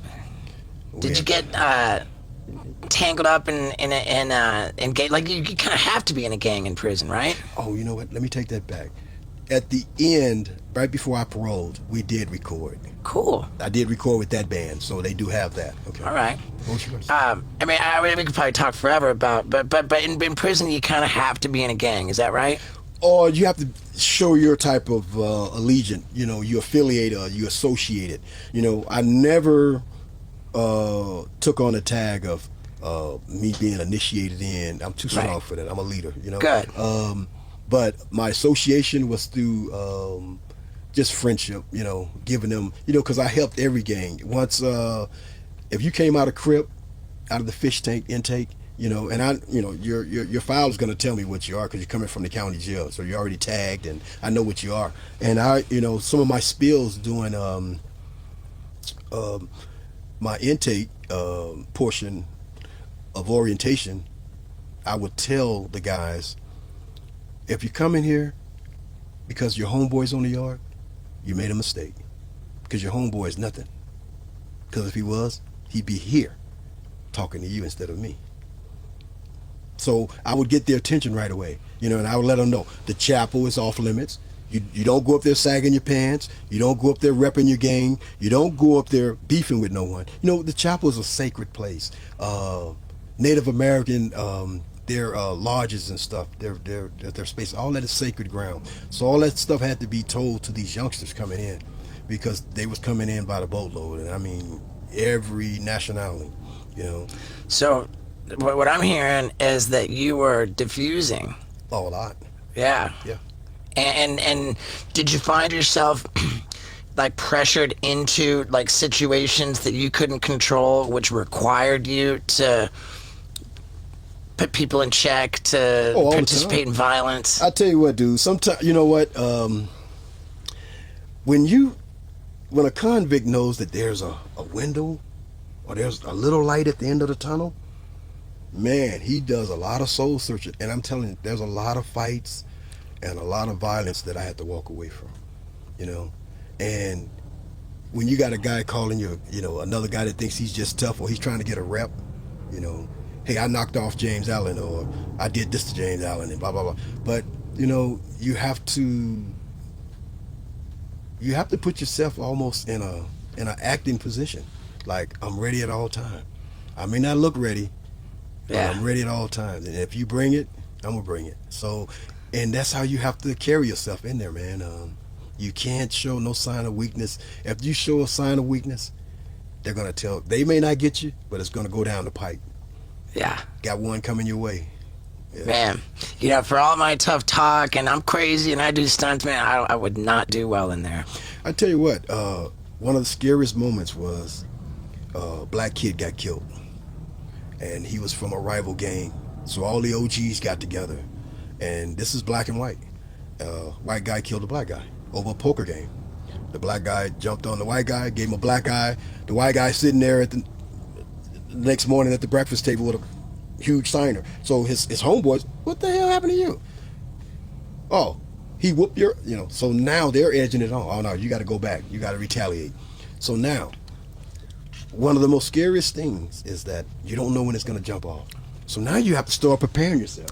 Dude, we had to literally go in the law library, and you can check out 4 books at a time. These big law books with the hardback binder. And I mean, literally, you have to line your jacket. Oh wow. That ain't nothing on the movie. That's real. And I can literally, we had to go up at Old Max. You had to go down these steps and go through this tunnel, you know, to get to the chow hall, to get to the kitchen. And at the end of the tunnel, there's an officer with a spray gun. You do any type of wrongdoing down this tunnel, he's gonna start spraying. He don't care what he hit. Like a fire hose? Yes. No. Bullets. Oh, spray gun. So Yeah. when you say spray and back gun. then it was buckshots. Man, that dude would start spraying. Somebody's getting into a fight in that tunnel, and he'll start spraying them buckshots. Pow, pow, and you can literally hear him. You can feel him hitting your ankle. Pow, pow. You know, we trying to dive and run for cover, but I can literally feel. And you snubbed up against, you know, every race. It ain't the blacks over here going through the tunnel. Everybody have to go through the tunnel at one time, and you can feel somebody trying to hit you, dude. And Wow. I got a scrape right here. Got past the book. And you don't know who hit you. You're looking around and, you ready to get into it. But if you start to fight, you're going to get shot too. Because you're going through this tunnel and and I'm telling you, that is serious. Stuff like that I wanted to put in the book because it's real. But, it's just so many prison stories, man. When you sitting in the chow hall and you watch a guy get hit in the neck and hear his blood just skeeting out and, you up under the table trying to keep from getting shot. And see, granted, Steve, when I came off of death, they still had metal trays. You got a metal fork and a tray with a metal cup. And I've seen dudes get whooped so bad in that kitchen with them. This is a weapon, man. A fork in the neck will do it. These trays, you can hit that. It ain't going to bend. It's a tray. County jail. Yeah, weapons, man. Man. Weapons. It's nothing that I gloat about because I welcome that experience, but I don't enjoy how it came about. Because Sure. the person lost their life. But the experience, man. You've lived it all, man. Yeah. To be 63 and to still be around, I know a lot of guys, they're gone. That I did time, that did 20 years, make it home, and then die out here. Like they couldn't get with this. They couldn't gravitate to the, okay, we're not in prison anymore. It's real. Right. That James that you knew in prison, totally different out here. See, Right. Because you don't really know me. You met me in prison. Yeah, we walked in yards, we talked stories, we broke bread, but now I'm free. See? And so I don't know Steve-O the killer, do he really like me? Then I have to go back, what type of case did he have? How did he get that murder? Because you don't know who you're dealing with. You're Right. rubbing elbows, you out here kicking it with them, like I said, I'm out here with lifers and stuff. So this is why I had to form the lifers group out here. So we can continue to stay in touch with each other and see where we're at. A lot of them done died off, I tell you, man. And Dope, that- hitting that dope. Yeah. That, they couldn't wait to get out and get to that real dope. Yeah. So it's safe to say that you very much value your freedom. Oh, yes, sir. Yes, sir. Oh, I think I'm going to live past 100, man. God's going to punish me. You're going to see this. All right. You're going to see this to the end. And it's just something he wants me to see. And, I'm not a big Bible thumping type of guy. I do believe in Christianity, and I do believe that God shined on me. Right. That for whatever reason, he gave me this because technically the jury spoke and the governor spoke. Right. Gave you life. He took you from death row to life, and now parole. See, so it's something in the cards. I just, Right. I'm still trying to figure it out. And you're out here giving back, going to talk to people to help them have better lives. Yes. And doing the right thing, not breaking the laws, Not doing that. being a good guy. Yes, sir. All right. I wanted to show you a little piece of the band. All right. Can you hold up your book for the camera so everybody can just give it a plug? Sure. Yeah. And they can get it on Amazon, right? Yes. And she's a great author, and we co-wrote the book together. I wasn't the first guy that she wrote about. The first guy that she wrote about was this Cuban that was on death row with me, and he was convicted wrongly. He was the only guy I can actually say that didn't do the murder. Did you ever say you were innocent when you were in prison? No. And that's rare. Yeah, no, I'm guilty. Yeah, but isn't prison just full of guys saying they didn't do it? Yes, all the time. All the time. That's a standard. And then, literally, you get guys their first night in a fish tank crying for their moms and boo-hooing.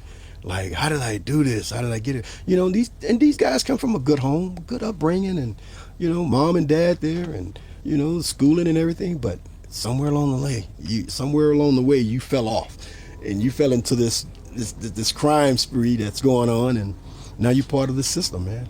Right. Yeah. All right, man. Well, let's see the band thing. Yes. And Mike Tyson said this to me when I was on his podcast. He said we got millions of people watching right now. What do you want to say to them? And I like that. You got a message for everybody out there? Sure.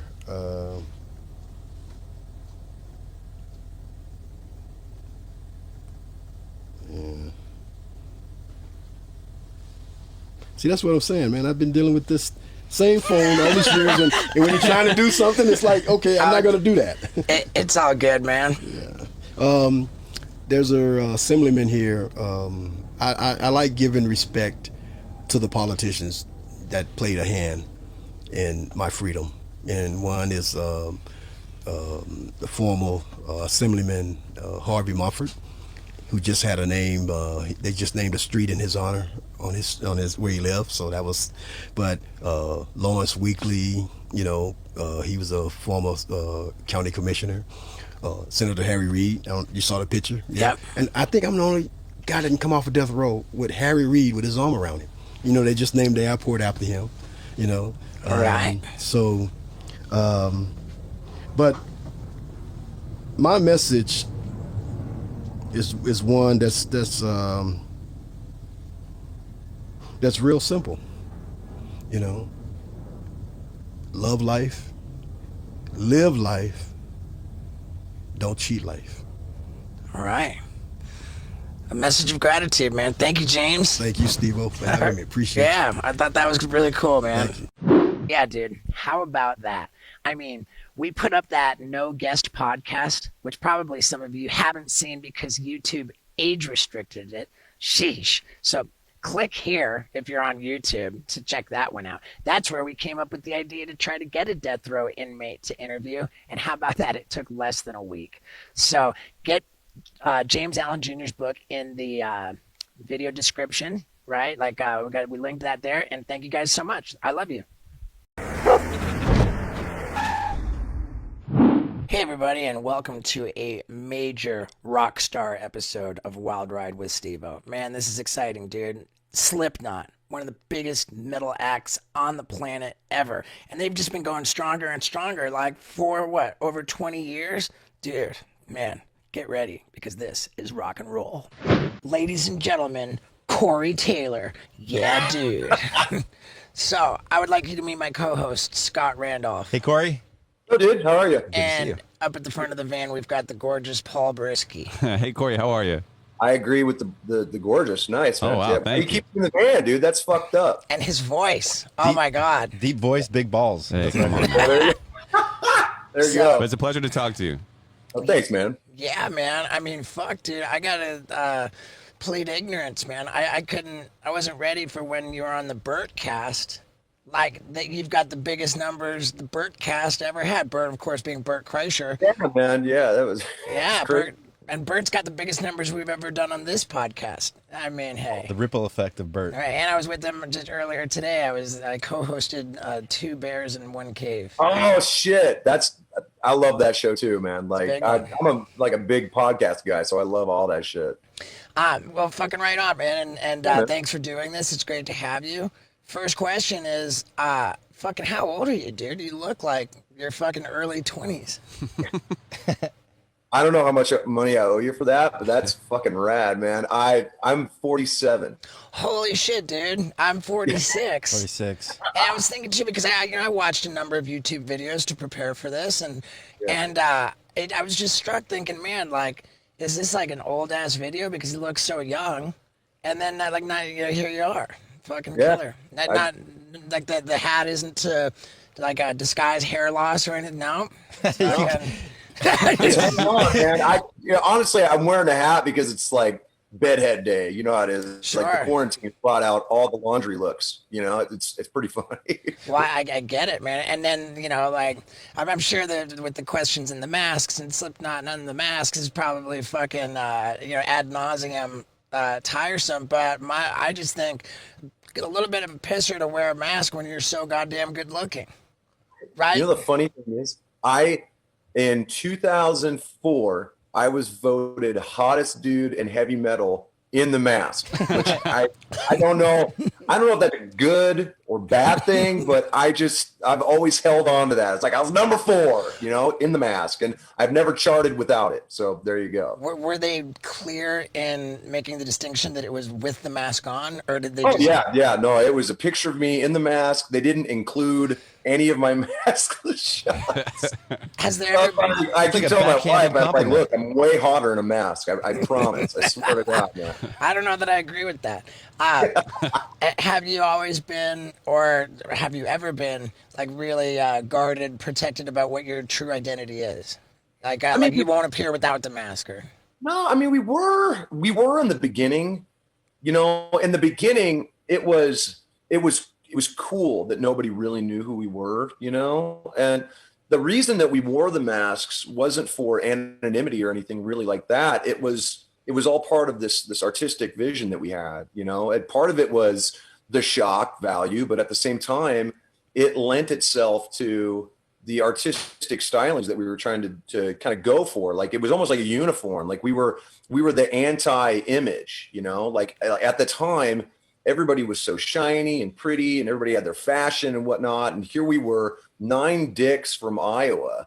And we were like, you know what? You don't get our cheekbones or our hairstyle. Here's our mask. You don't get our fashion. Here's our coveralls. You don't get our name. Here's our name, our number. Here's our barcode. It was basically almost like an anti-establishment thing. Well, I We think really like- stuck with. Yeah, and by anti-establishment, you mean specifically anti-industry, right? Like Yeah, you guys, very much so. Yeah. you guys operated within the music industry and vocally and like energetically opposing the very industry you were in. Right. Yeah, we tried to eat it, and we actually threw it back up. So I'm not sure if that was a good thing or a bad thing, but there you have it. Right. I was trying to figure it out, like, how many fucking masks have there been? Because you change your mask. Is it every album is a different mask?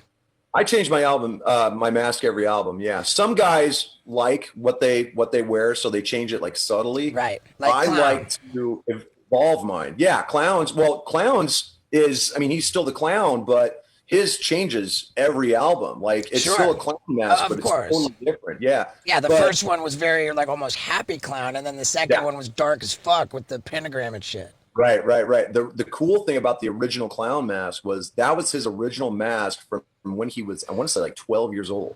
Oh, wow. It Wow. just happened. Yeah. So he keeps that one protected. He still has it. And every once in a while he'll bring it out just to like fuck with us, to be honest. And it's just like, oh God, you know. That's But- great, man. That's like my cheetah. There's only ever been one cheetah print bikini. Right? I- Yeah, exactly. Everybody's got that one thing that like that's the original, and that's, you know, you can have, you know, imitations or whatever, but it's not the same, man. Like you carry it through the years. So what was he doing with that mask when he was 12? Was it like for Halloween, or he was just like, He I'm was gonna freaking people out with it. You know, he was running around the neighborhood, dude. He was a maniac. Like the reason, and this actually predates me being in the band, the reason that they started wearing masks in the first place is because he started wearing his mask at practice, man. Like they would be in the basement. Like they weren't even in front of anybody, man. He would put that on, and it would just bring a different type of energy out of his playing and what he was doing. So slowly but surely, everybody in the band started bringing their own masks to practice. Like they didn't even debut this look until after they had really kind of consolidated it. And then when I joined, they actually helped me kind of put together my first mask. And it was crazy, man. It was a really cool vibe. You know, it allows you to just go somewhere really gnarly and yet still be connected with the audience and connected with the music. But he's just different cat, man. Yeah, I mean, when you put the mask on, are you Corey Taylor or are you just somebody else completely on stage? It's a little bit of it's a little bit of certain aspects of me, you know, because I mean nobody is one-sided, you know. Everybody's very multi-layered. We all have like different dimensions to us, and that mask and that music represents a certain side of me, certain events in my life, certain things that I've gone through, certain things I fight to this day, you know. And when I take it off, I can kind of come back and be a well-rounded Corey, as opposed to just this, you know, nightmarish guy. But it's definitely a part of me. It's not all who I am, but it's definitely a part of who I am, you know. right? Yeah, it was interesting. When people say, you know, they have a really good personality, or this person, the root word of personality is persona, and persona Right. comes from the Greek mask. So when somebody has a good personality, I just feel like it's a good mask that they're wearing for that time, and it's not really who they Right. are. You know, if somebody's real charismatic, it's probably they're hiding something. Wow, fucking Scott Randolph coming in deep. What happened? Super I just deep. blacked out, dude. Now, before you joined Slipknot, I found this particularly fucking fascinating that so it was the first incarnation of Slipknot, without having a record deal, went into the studio to record a demo, and Right. that demo, like, they spent $40,000 to make a demo, not even an album, and like it just seems like it speaks to like how much the landscape of music has changed, where now all it takes is like a fucking iPhone, you know, Oh like yeah, couple plugins. Yeah, it's crazy, right? Like, Right. But that was different times, man. I mean, when we started, Pro Tools was still like this thing that nobody could really understand. You know, our first my first three albums were all done on 2-inch tape, man. So it took Yeah. forever. So you had to, like, if you were an engineer or a producer, you had to know your way around these technologies. Now, any dick with a Pro Tools rig can call himself a producer, you know, like Right. you got the right plugins, you can create something that either sounds exactly like everything else that's on the radio or masks all the hidden deficiencies. All right, And that's so- me being very political right now. So do you see that as a good thing or a bad thing? That it's like equal opportunity for everybody to express their musical, you know, fucking art? Or do you think, fuck, man, all these shitheads coming in that shouldn't be making music? Well, I have various Depends on what opinions day you ask them. No, I'm pretty consistent with on the one hand, I love how fast the technology is, because it means people like myself who like to work fast, we can get a lot of good shit done quick. We don't waste our time trying to figure out a way to kind of trick the technology to do more than it's actually doing. So it allows people like me, people like who are in my position, to be able to work quick, especially when it comes to demos. You know, demos used to take forever, and now I can go in and I can track 6 songs in a day, you know, and get it done because the technology can keep up with my brain. Now, the flip side of that is that there's 2 sides to the coin. One, it means that everyone can sound good, but it doesn't necessarily mean that they are good. Does that makes sense? Sure. Like you can, it's the old adage, you can polish a turd, it's still a piece of shit, you know? Like, for me, evening the playing field has made it harder for lazy people to discern what is good and what is bad, because the crowd, like the audience for the most part aren't as educated as far as, like, you know, like a lot of people who listen to my music don't have the musical background that I do, of like delving into genres and artists and bands, like really going deep and learning the history of what the stuff that I love, you know. Most people are like, oh, it's top 40. That's just what I'm going to do, you know? Right. So anything that sounds like that, they're like, okay, that's good. That's it. It may not be, but it's made it very easy for people to slide under the radar, you know? Now, it's not up to me to say what's popular and what's not. That's obviously, you know, the audience, that's the mass, but that means I don't listen to a lot of current music. Sure, yeah, neither do I. When people have ever asked me, what kind of music do you like?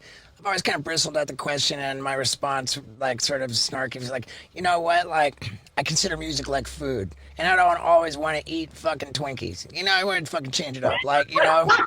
Absolutely, dude. And then I take it a step further, and I say, I don't even think that people have necessarily musical tastes. They've got more musical associations. And by that, I mean, you could listen to almost anything, and through repetition, you're going to develop a relationship with that music. You almost, like, it's almost like your life experience becomes fused with music, so that when you hear a certain track later on in life, it brings you back to those emotions, those feelings, those times. So, like, you know, we become associated with music, and I think you listen to anything enough, you're going to fall in love with it. And that's why the music industry is so successful. It's just ramming shit down your throat, and then that's what you want, you know? Yeah. I always say, what genre is audiobooks? Because that's my favorite type of music. You know? Knowledge. I guess that'd be spoken word, I guess, right? Yeah. Now, sure. you recorded your first Slipknot album when you were in the band, and that was prior to having a record deal. Is that right? That was right when we had gotten signed, actually. We recorded in late 98, early 99. The album came out in 99. So I joined in 97.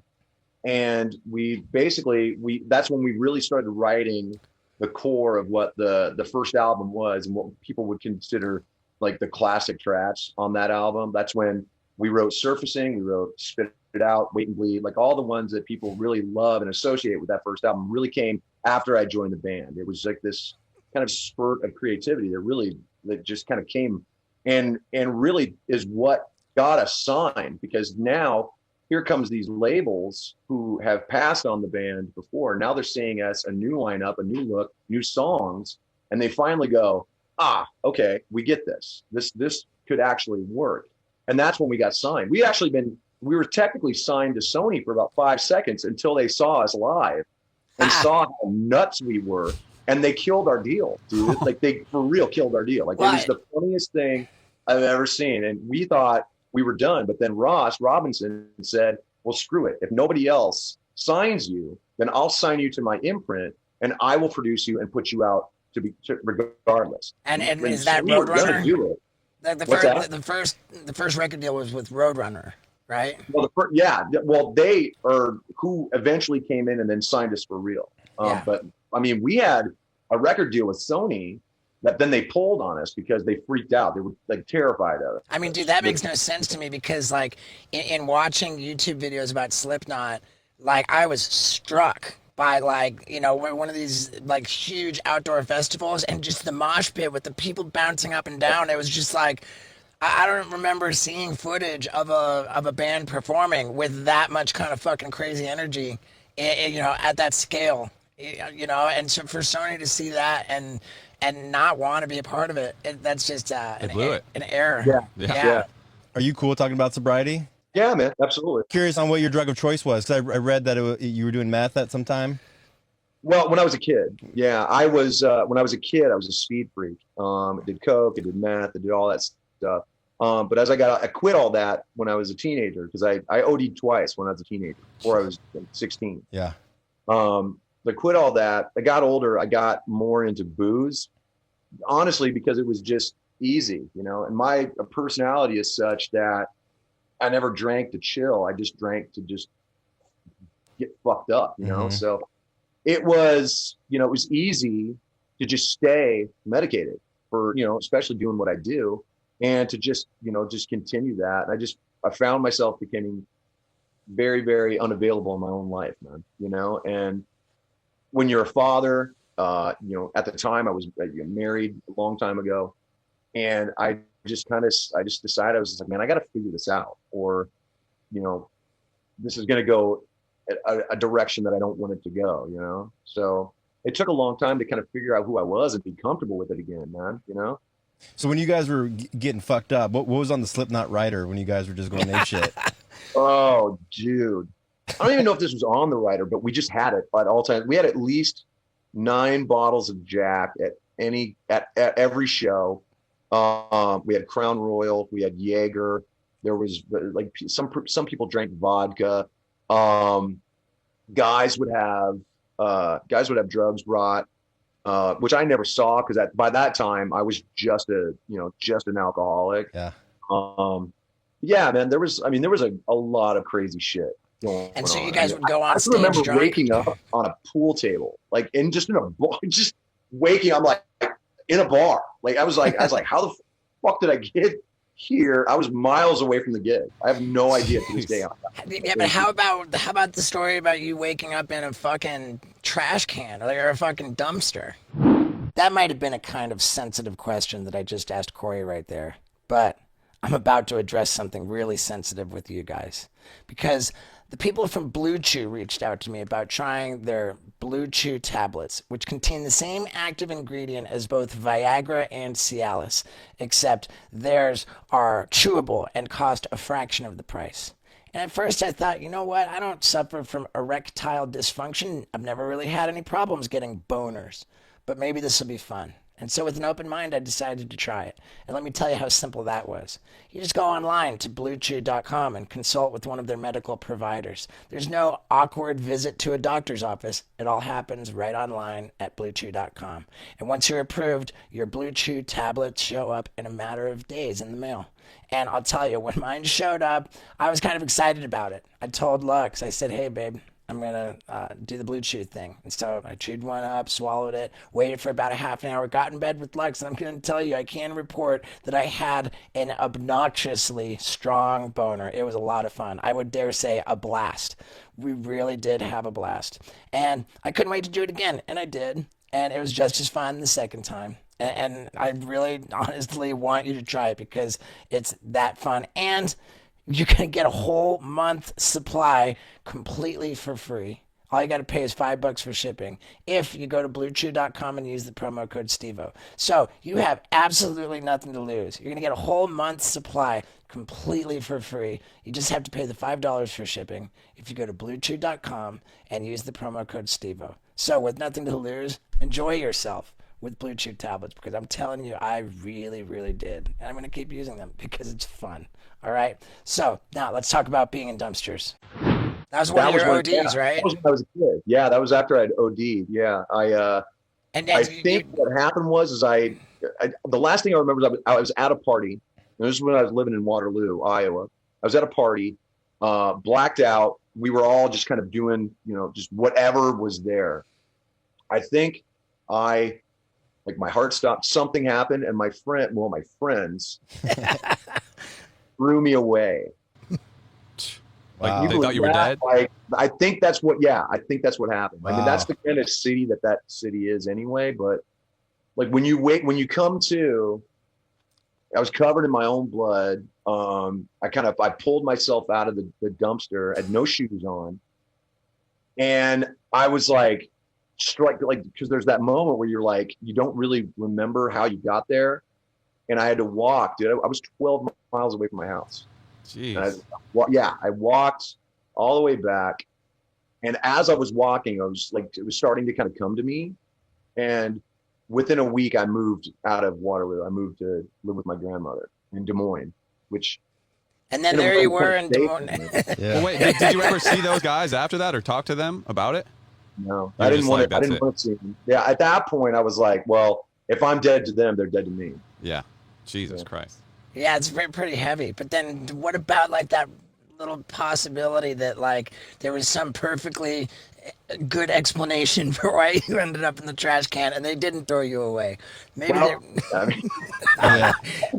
that's a good question, dude. To this day, I was like, I just kind of was just like, you know what? I probably shouldn't ever go back to that life again. Right. And I kind of cut it off. But that's a good question. It never even occurred to me, but maybe there was another. Right. Just like a perfectly innocent reason. I mean, there's not a lot of perfectly innocent or good reasons to end up like. Was it a trash can or a dumpster? It was a dumpster. Yeah, dumpster. Yeah, right. Yeah, it was a dumpster. Yeah. That puts you right up there with Nicky Six. The same thing happened to him in London in February of 1986. What happened? He fucking woke up in a dumpster. He went and fucking scored and fucking OD'd, and they're like, "Fuck this, dude! The guy's dead. Throw him in the dumpster." Same deal. Oh shit.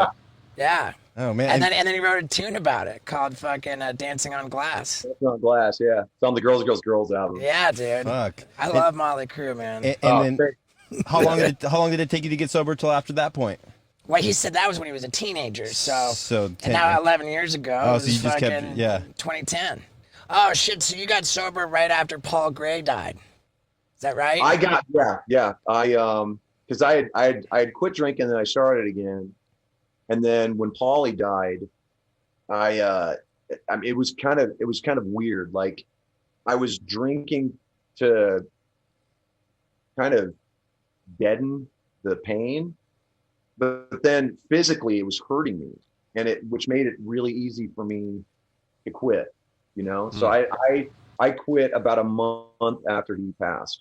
Man. And I'm sorry, who's Paul Gray? He's one of the founding members of Slipknot. Okay. He was a bassist, and by all accounts, the most down-to-earth guy, nicest guy. Didn't consider himself a rock star, but ultimately succumbed to substance abuse and died of an overdose. Man, what was that last day of using like for you?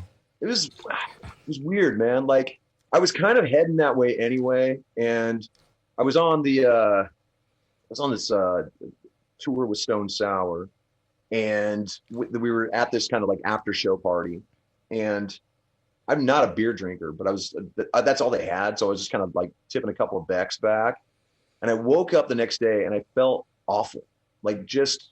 And I had 2 beers, and I had a hangover that felt like I drank 3 bottles of whiskey, and it just, for some reason, that was like the moment where I was just like, you know what? I think this is it. This is it. This is it. I'm not getting anything out of this anymore. Like, there's no pleasure in it. There's no party in it. There's nothing that I'm getting from it except pain. I was like, why do I keep doing this? So. And that, between that and the fact that I just lost my brother to who he fought it his whole life, man.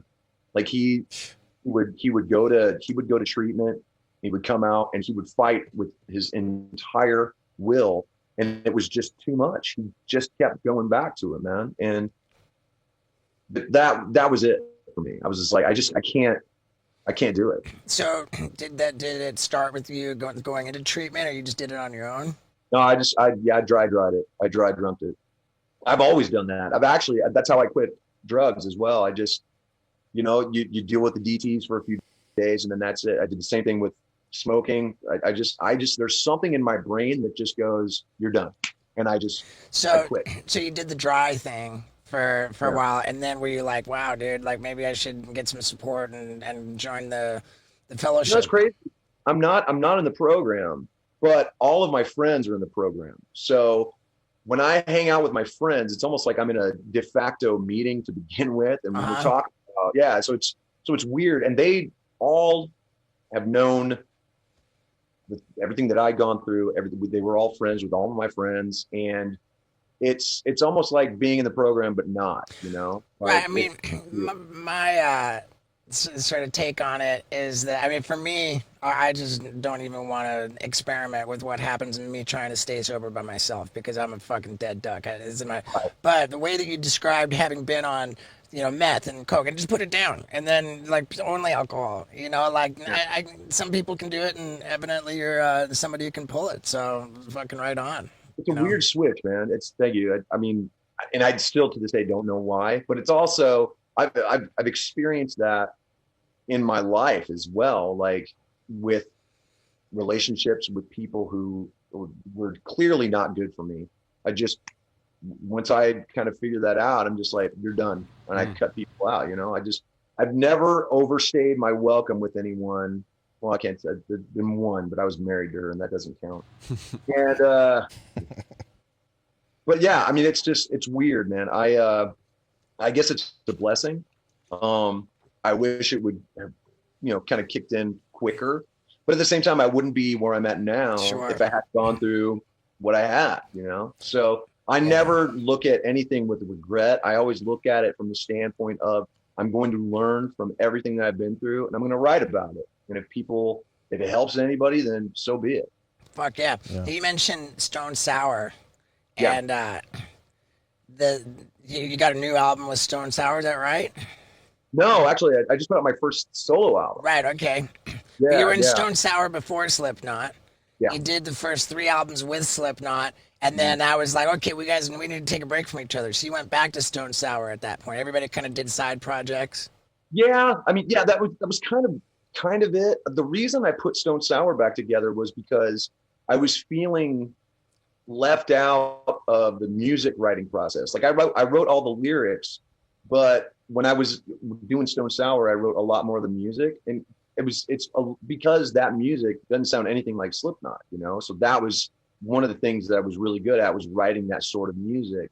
With Slipknot, it's so intricate and so different. Of course, it makes more sense that they would write more of the music. But for me, there was a part of me that wasn't feeling fulfilled in that side of it, which is one of the reasons why I put Stone Sour back together, was to kind of feel like I was contributing a little more on both fronts, So I kind of juggled both for the last, 15 years.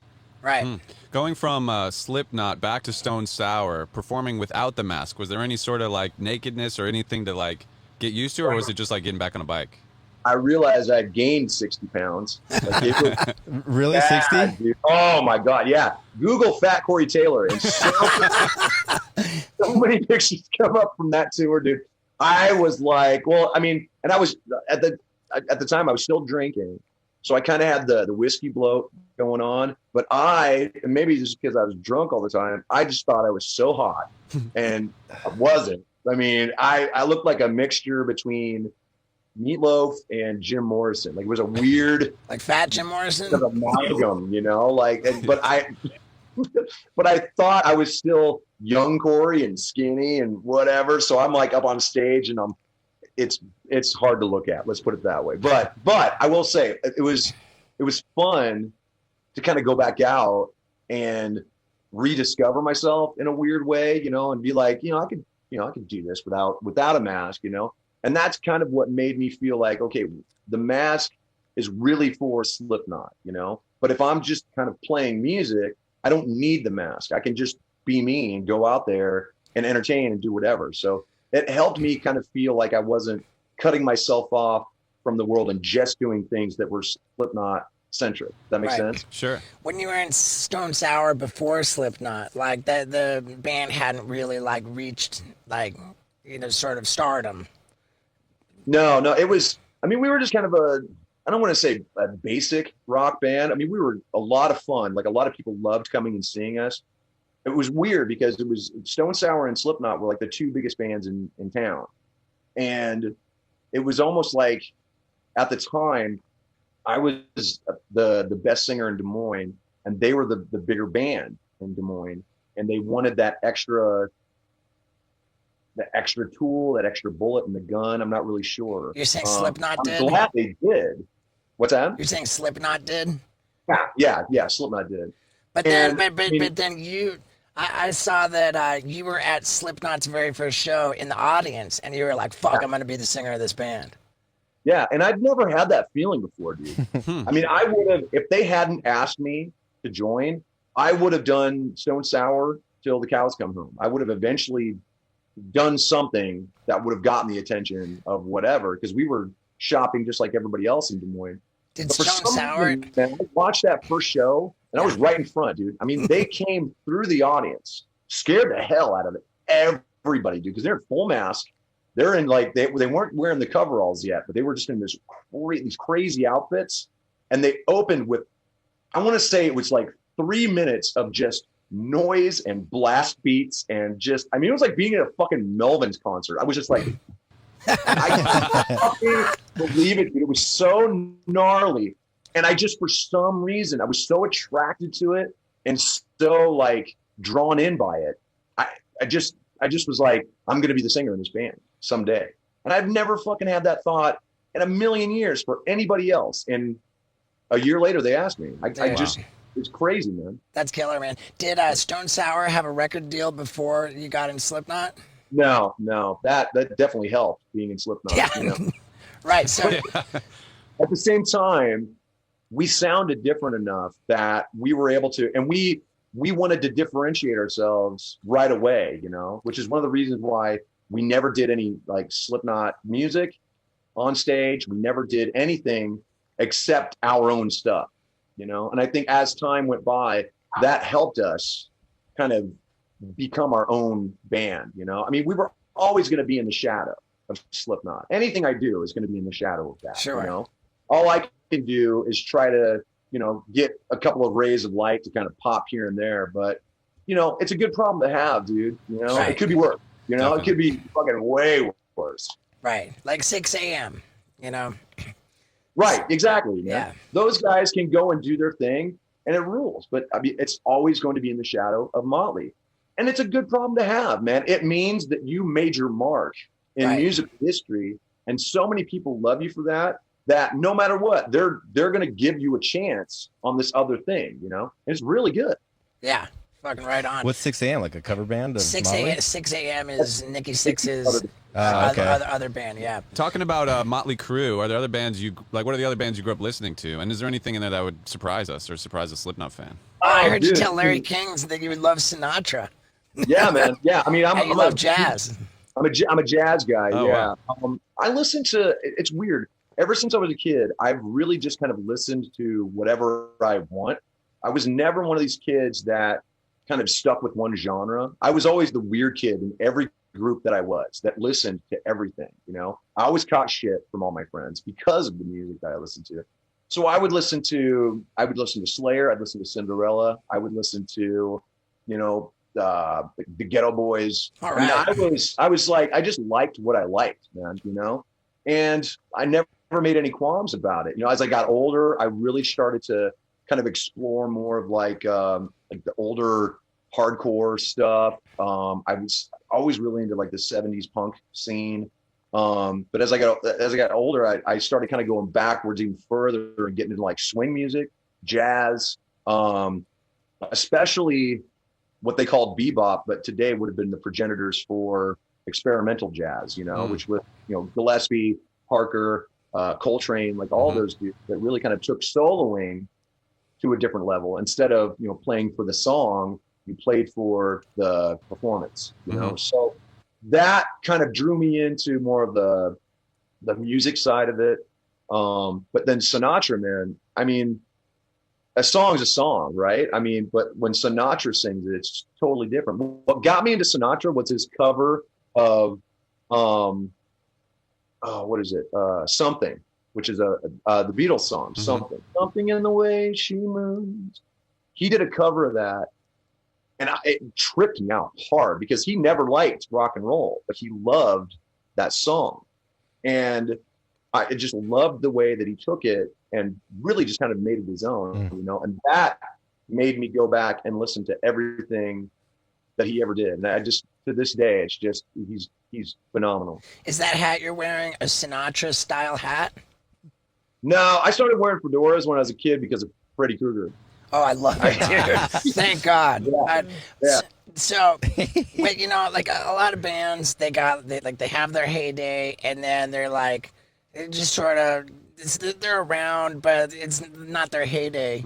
And the thing is that with Slipknot, you guys were burst on the scene like 2001, like 2003, you're fucking completely like on fire, taking over. But then you just had in 2019 like the biggest fucking year ever, right? Like, I mean, so was there an early heyday and then like a rebirth? Were you guys just fucking huge the whole time?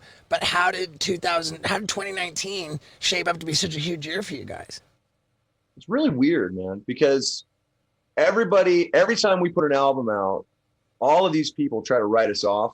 It's like, oh, it's, you know, it's this year and people still pretend to care about Slipknot and all this shit. And yet our last 3 albums debuted at number 1.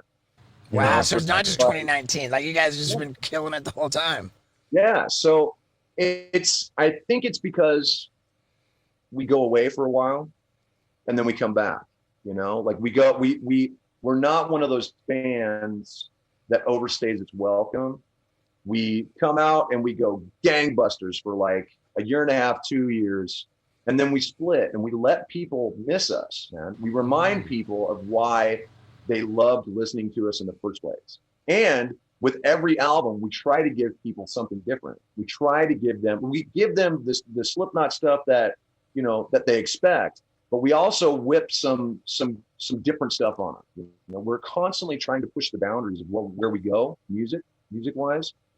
And I think because of that, people have gotten to the point where they never know what to expect with our album. They know they're going to get new masks. They know they're going to get new outfits. They're going to get new art, but they never know musically where we're going to go, which is rad, man. So it's kind of cool, you know? I mean, it's been 22 years since our first album, and people are like freaking out because I mentioned in an interview that we were working on new music and the world went apeshit. Yeah. Which is it's everything you want to hope for when you're a fucking idiot like me, you know? Like, it's just like, we just get to do it all. And I can't be happier for the fan base that we have, for the opportunities that we've had, for the luck that we've had. Obviously, we've had some rough times, but, you know, I mean, we're still here, man. And that's got to say something. Fuck yeah.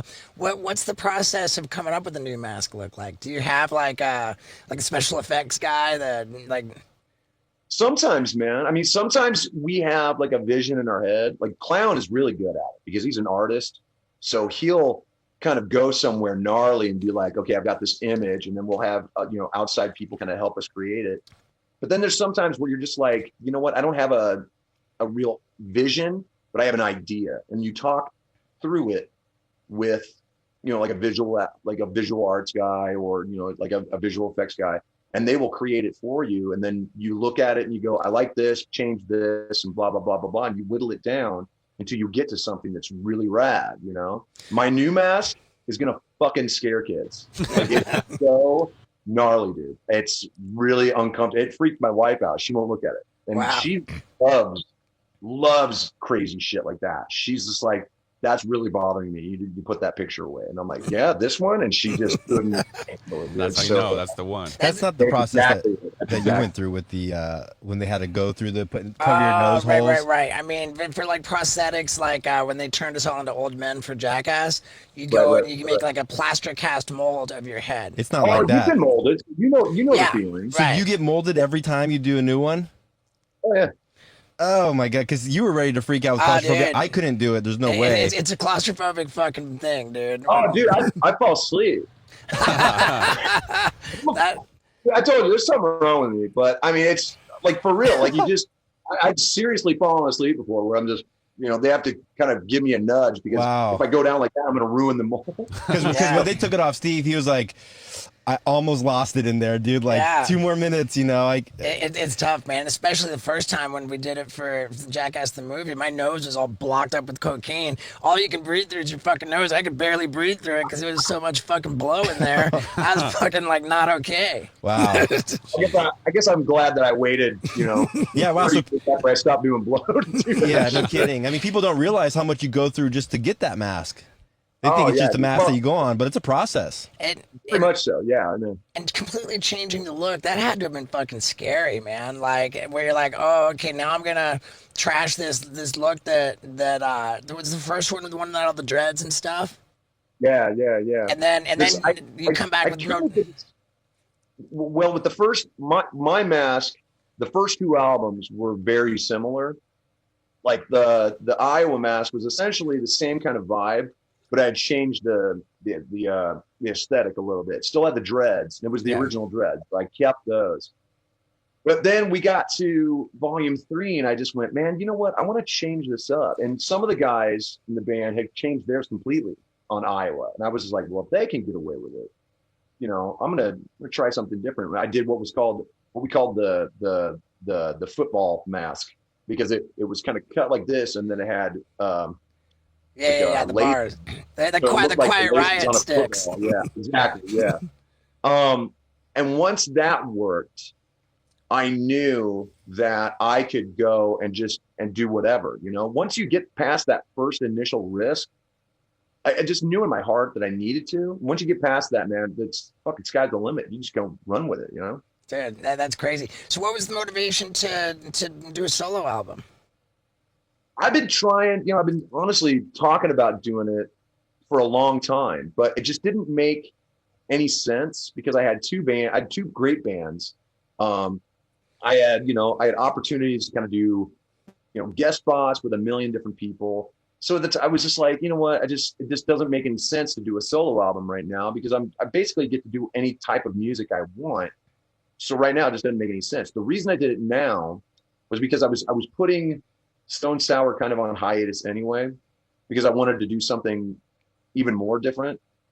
And the whole reason I did the solo album is because I had all of these songs that I had written that didn't work with either band, and I had tried to actually give these songs to other people and it just didn't vibe with it, or they didn't want it or whatever. And I just said, man, these are fucking great songs. I'm just going to put it out myself, Did So you just put it out basically- yourself, or did you do it with Warner? It's still on Roadrunner. Oh shit! But it's Yeah, the everything I artist do name is Corey Taylor. Yeah, Roadrunner. But we're still signed to Roadrunner. So Okay. everything I do is on Roadrunner. And Roadrunner's Roadrunner's under the Warner umbrella. Yeah. They were bought by Atlantic, and then Atlantic is owned by Warner. So it's all kind of Because I just Yeah. noticed that like every single music video that you have on YouTube for Slipknot has a gigantic Warner logo on there, which is you know, which is weird because technically we're not a Warner band. We're a Roadrunner band. but Right. Warner, yeah, they just happen to own us. It's really sad what happened to Roadrunner, man. Like they were the biggest metal label on the planet for the longest time. And it seemed like the powers that be they were independent. Like they weren't owned by anybody. they were like alternative tentacles, right? Basically, yeah. Yeah. But they were massive. They were massive worldwide. They had offices in every country. They had the biggest bands in metal. And with one fell swoop, they sold all the rights. They became owned by a certain label. And within 3 years, that label fired everyone who had been working there for 20 years. Jeez. They fired almost everyone, down to the point where they had to close all of the offices in like all of these countries. I mean, it was crazy, dude. These were people I'd worked with my entire career. Right, but that's what happens when you sell the fucking company. You Exactly. know, like Oh, I know. Trust like, me. We all sat around going, "Wow, man, this is the end of an era." Right. You know, I mean, they they sell the don't- company, so that's like, you know, what do you do when you buy something? You do whatever the fuck you want with it, so that's understandable. And as far as closing down all the offices around the world, like, they're probably looking at it, and consolidating probably made financial sense, you know? Like, let's not pay rent. If you look at the impact that Roadrunner Records had Oh, on, no doubt. on metal, it's insane. So to go from that high to then boom, I mean, it shocked all of us. Like we were just like, whoa, dude. Right. And I was making a Stone Sour album, and like everyone I was working with just got wiped out, and I was just went, Wow. I mean, we didn't have anybody to work with. What the fuck just happened? Like it's crazy. so I wonder what they need to sell for, what was going on, you know? Like, Right. sounds like they Probably just a didn't. good opportunity. Yeah. Court, what'd you do with your first major paycheck that came in? I love knowing that, you know, like you get your first paycheck and you're like, fuck, what do you spend it on? You know what I bought? I went at the first time I really spent a shit ton of money on myself. This is so sad. This tells you how white trash I am. Are you ready for this? Yeah. I walked into a Best Buy. And I bought $10,000 worth of DVDs. This is no shit. I still have them. Yeah. They couldn't even print me out a receipt. They had to give me a computer printout of everything that I bought. What, like It movies? was so fucking low rent, dude. It was so. I was walking around. I had 5 fucking shopping carts, and all of my friends, before I knew, they were like, "You want this one?" I was like, "Throw it in." I don't give a shit. It was so. I love fucking that, dude. You're like the original Netflix. You had everything. I went on very similar. What'd you do? Oh, I did the same fucking thing, except more like with music CDs. You know, Right. I would, you know, like, but I don't remember that being like the first thing. You've never asked me this, I don't think. And the first thing, the big expensive thing that I bought, I just think I don't remember it. I like, Bought a big fridge and a lot of booze. I mean, I would go on some crazy grocery. You know, once I had an apartment. But okay, you get your first, not Jackass 1, but like maybe where you made the most, and you're like, fuck, dude. I mean, I don't know. I mean, I ended up buying a Rolex in 2003. A Rolex? Yeah, I mean, dude, it's kind of embarrassing. Like, No, that's cool. I mean, whenever I had a Rolex, I ended up losing it in a PCP blackout. I literally blacked out on PCP. I have no idea. For all I know, I gave it away. No idea. Right. Yeah. If anybody listening has Steve's first Rolex, maybe he'll sign it or something. I think somebody knows what the fuck happened to it. Dude. Somebody out there knows. I think I know. You think you know? I suspect that I know. But in any case, so you got the new solo album. Yeah. And are you going out on tour behind the solo album? Yeah. Actually, I think we were the first to announce an actual practical social distancing tour. Wow, okay. We're actually going to do. It starts in May. Starts May 18th or 17th. I can't remember. We added a date, and it runs till mid or end of June. and all but 5 of the shows have sold out already. You know, I bet that while when come May, come June, I bet that they start putting more tickets on sale because, like They might. I mean, we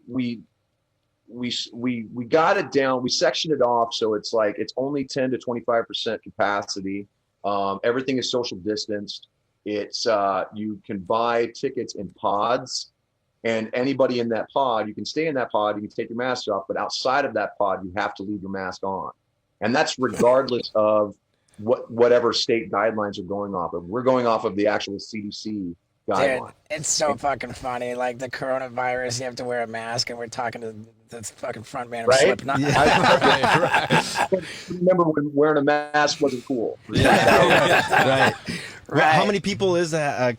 What are you guys doing? Arenas? What are you guys doing? No, we're doing like bigger theaters. There's a handful of like outdoor amphitheaters that are kind of like, which is a little easier to do. So I know there's a handful of them that are over 1,000, but that's scaled in a place that would hold 5. You know, so it's like, I mean, it's still, to me, it's still a gig, man. I played a charity gig last year for 12 people, and it was one of the best fucking nights of my life. And Wow. they were sitting so far away from each other. I And love was it. fucking weird, dude. I was just like, oh my, what the fuck are we doing here? It was so, but I was so stoked to be in front of an audience that I didn't care, man. And that right there was like, that told me that it wasn't about the amount of people, it was about the experience itself, you know? And that's Sure. one of the reasons why I did this. I know a lot of people have been putting it off and putting it off and putting it off because they want to play for the maximum amount of people because they want to get paid the maximum amount of money. But I was like, fuck that, man. Like, I'm basically breaking even with this.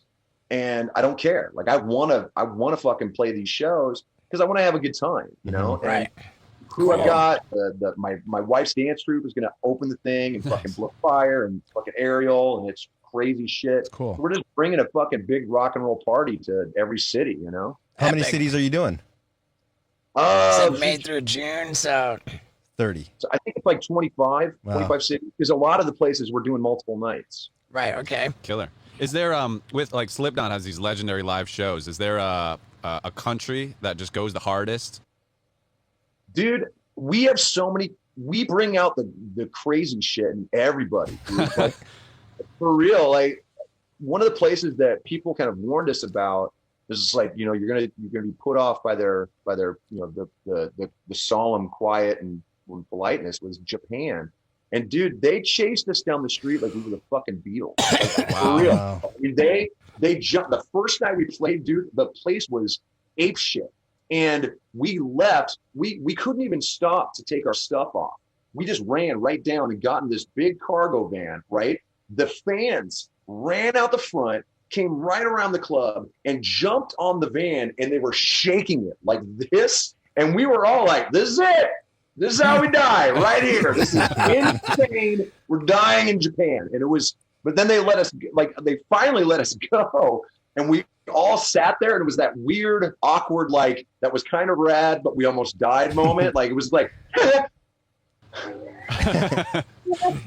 Yeah, it was, dude. and to this day, man, we go there and they absolutely give it up. I mean, Wow. it's crazy.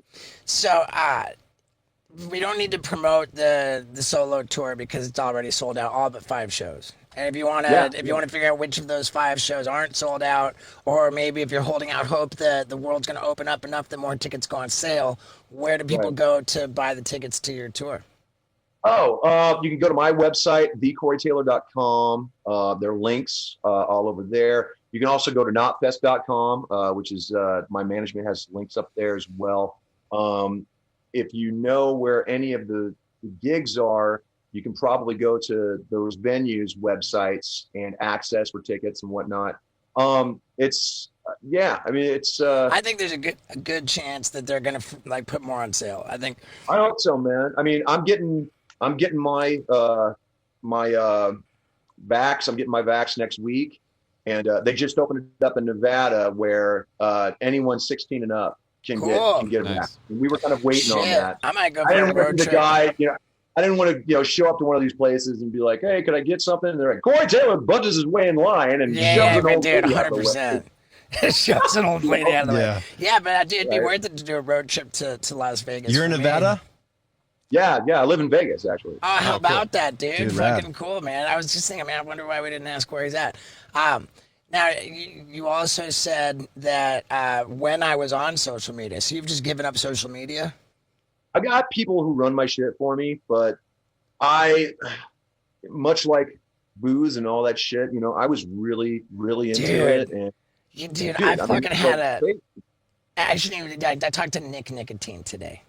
And I was like, yeah, dude, like I'm helplessly addicted to the validation of fucking like just ridiculously monitoring the performance of my social media posts. And he's just like, he's just laughing.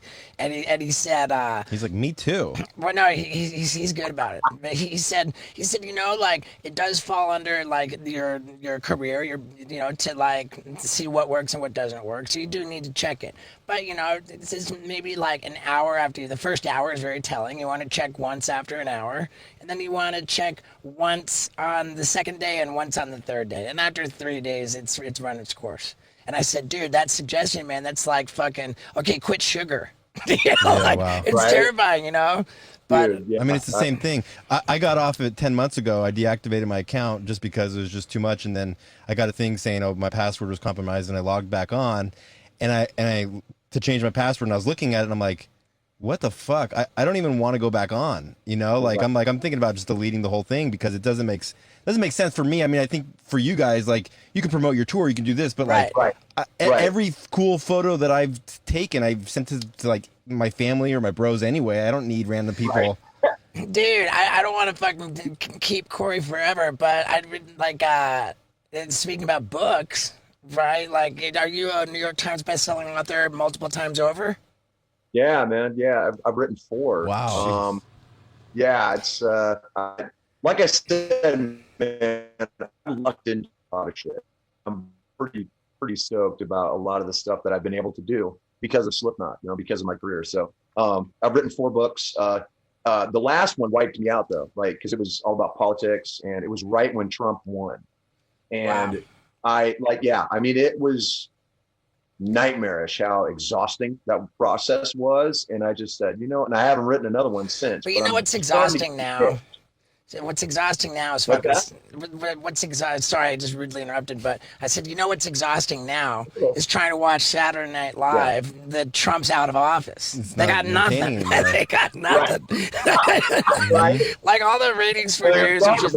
Yeah, I mean, fuck, dude. Like, it really is like noticeably like fucking. We're sorely missing Donald Trump. Is on he Saturday still off Night Twitter? Live. Dude, he's banned for life. For forever. everything. But now one of the other 4, another one of your 4 books was just The first one I did, the first one I wrote was about the 7 deadly sins, and how, to me, those aren't sins; they're human traits.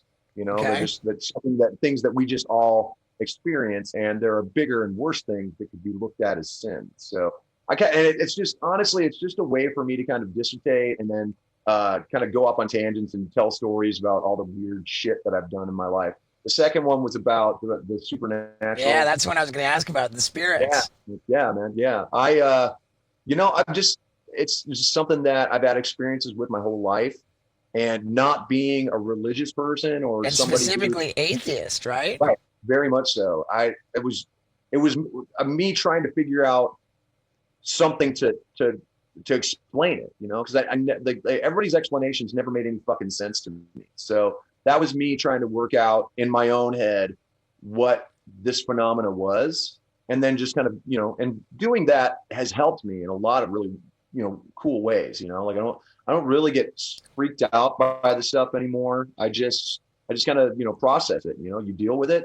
It's foreign because it's so weird, and it's frightening because it's so weird. But once you get to the point you've wrapped your head around what it is, you can process it and you can deal with it, Yeah. And then the third is just me bitching because I'm an old man and I don't understand the world around me. Dude, it's so great, dude. I'm working on my second book right now, and nice. it's my personal take on middle age, and oh God, right, okay, yeah, so like fucking sort of a life lessons and how to sort of help other people prepare for and make it through middle age. Self-help man. author. I mean, sort of. It's a fucking crazy book. cool, That's all. dude. Did you do your own audiobooks? Did you? Yeah, and it's Got a it. fucking boring process. Like the worst. It's the one thing that I would never ever want to do, and it was my own idea, and I cursed myself to this fucking day about it. Like it's just wiping my ass with 4 days of my life, 5 hours at a time. Yeah.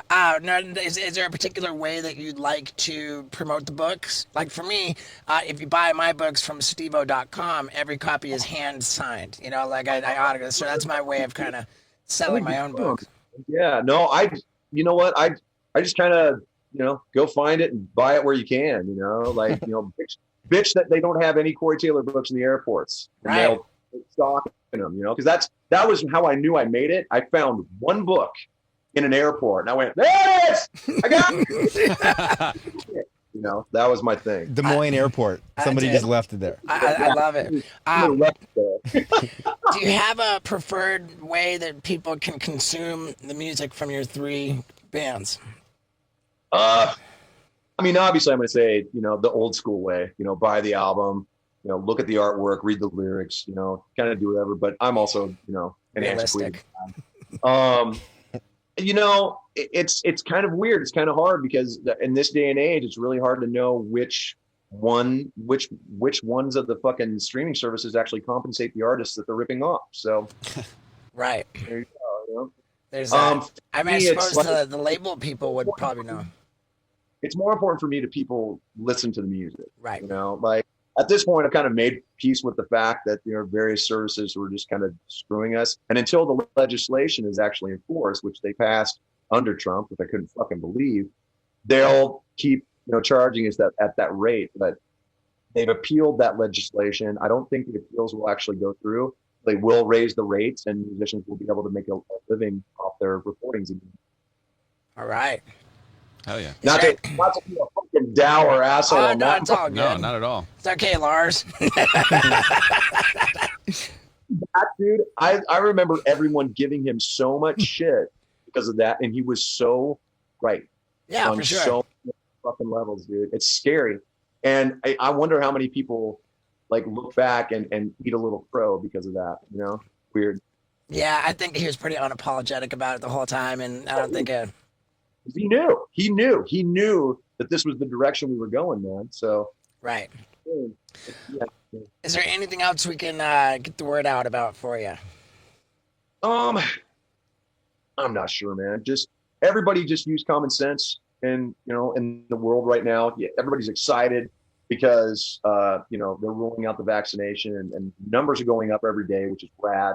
But we're also seeing spikes in infections and in COVID diagnosis, and it should be noted that there is a certain grace period after you get vaccinated that you're still kind of open Right. to the variants and whatnot. So everybody just be careful, man. Wear a mask. This is coming from a dude who made his fucking bones on it. Wear a mask. Be smart.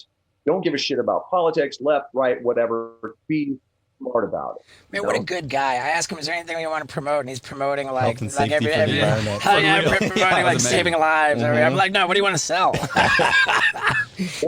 Having said that, wear a mask when you come see me on from Yeah, there you go. I love it, man. Well, fucking hey, dude, it's been a real treat, dude. And I super appreciate you, and can't wait for. I think this one's gonna do real well, man. Yeah, this was really cool to get to talk to you, dude. Yeah. Right on, man. I appreciate it. I'm glad I could do it. Hell yeah, brother. All right, man. Well, we'll sign off here, dude, and fucking you have a good one. All right, guys. Ride wild, man. All right. Right. Did I tell you? Was that rock and roll or what? Man, such a good time. And for those of you who stick around to the very end, it's always just a real sense of gratitude that I have for you. And I want to tell you something. Especially because at the end of the Mark Cuban podcast a couple weeks ago, on the YouTube version, of course, you could see me trying to do some kickflips here in our editing bay. And I saw some comments about people saying, man, you should hang it up. Stop skateboarding because you're really struggling with it. And I just thought, man, you know what? I'm not going to hang up shit because I love skateboarding and I'm going to continue to push harder. I mean, now in my 40s, I got to work a lot harder. But, dude, come on. I'm not fucking stopping. And just yesterday, look what I was up to at the barracks. For those of you watching, man, it's a serious fucking wall ride, dude. And the video that I'm making to launch my new pro model skateboard, like properly, fuck, it's badass. So yeah, I just wanted to give you guys a little sneak peek right there because it's a big deal. I love you dudes. Thanks so much. Yeah.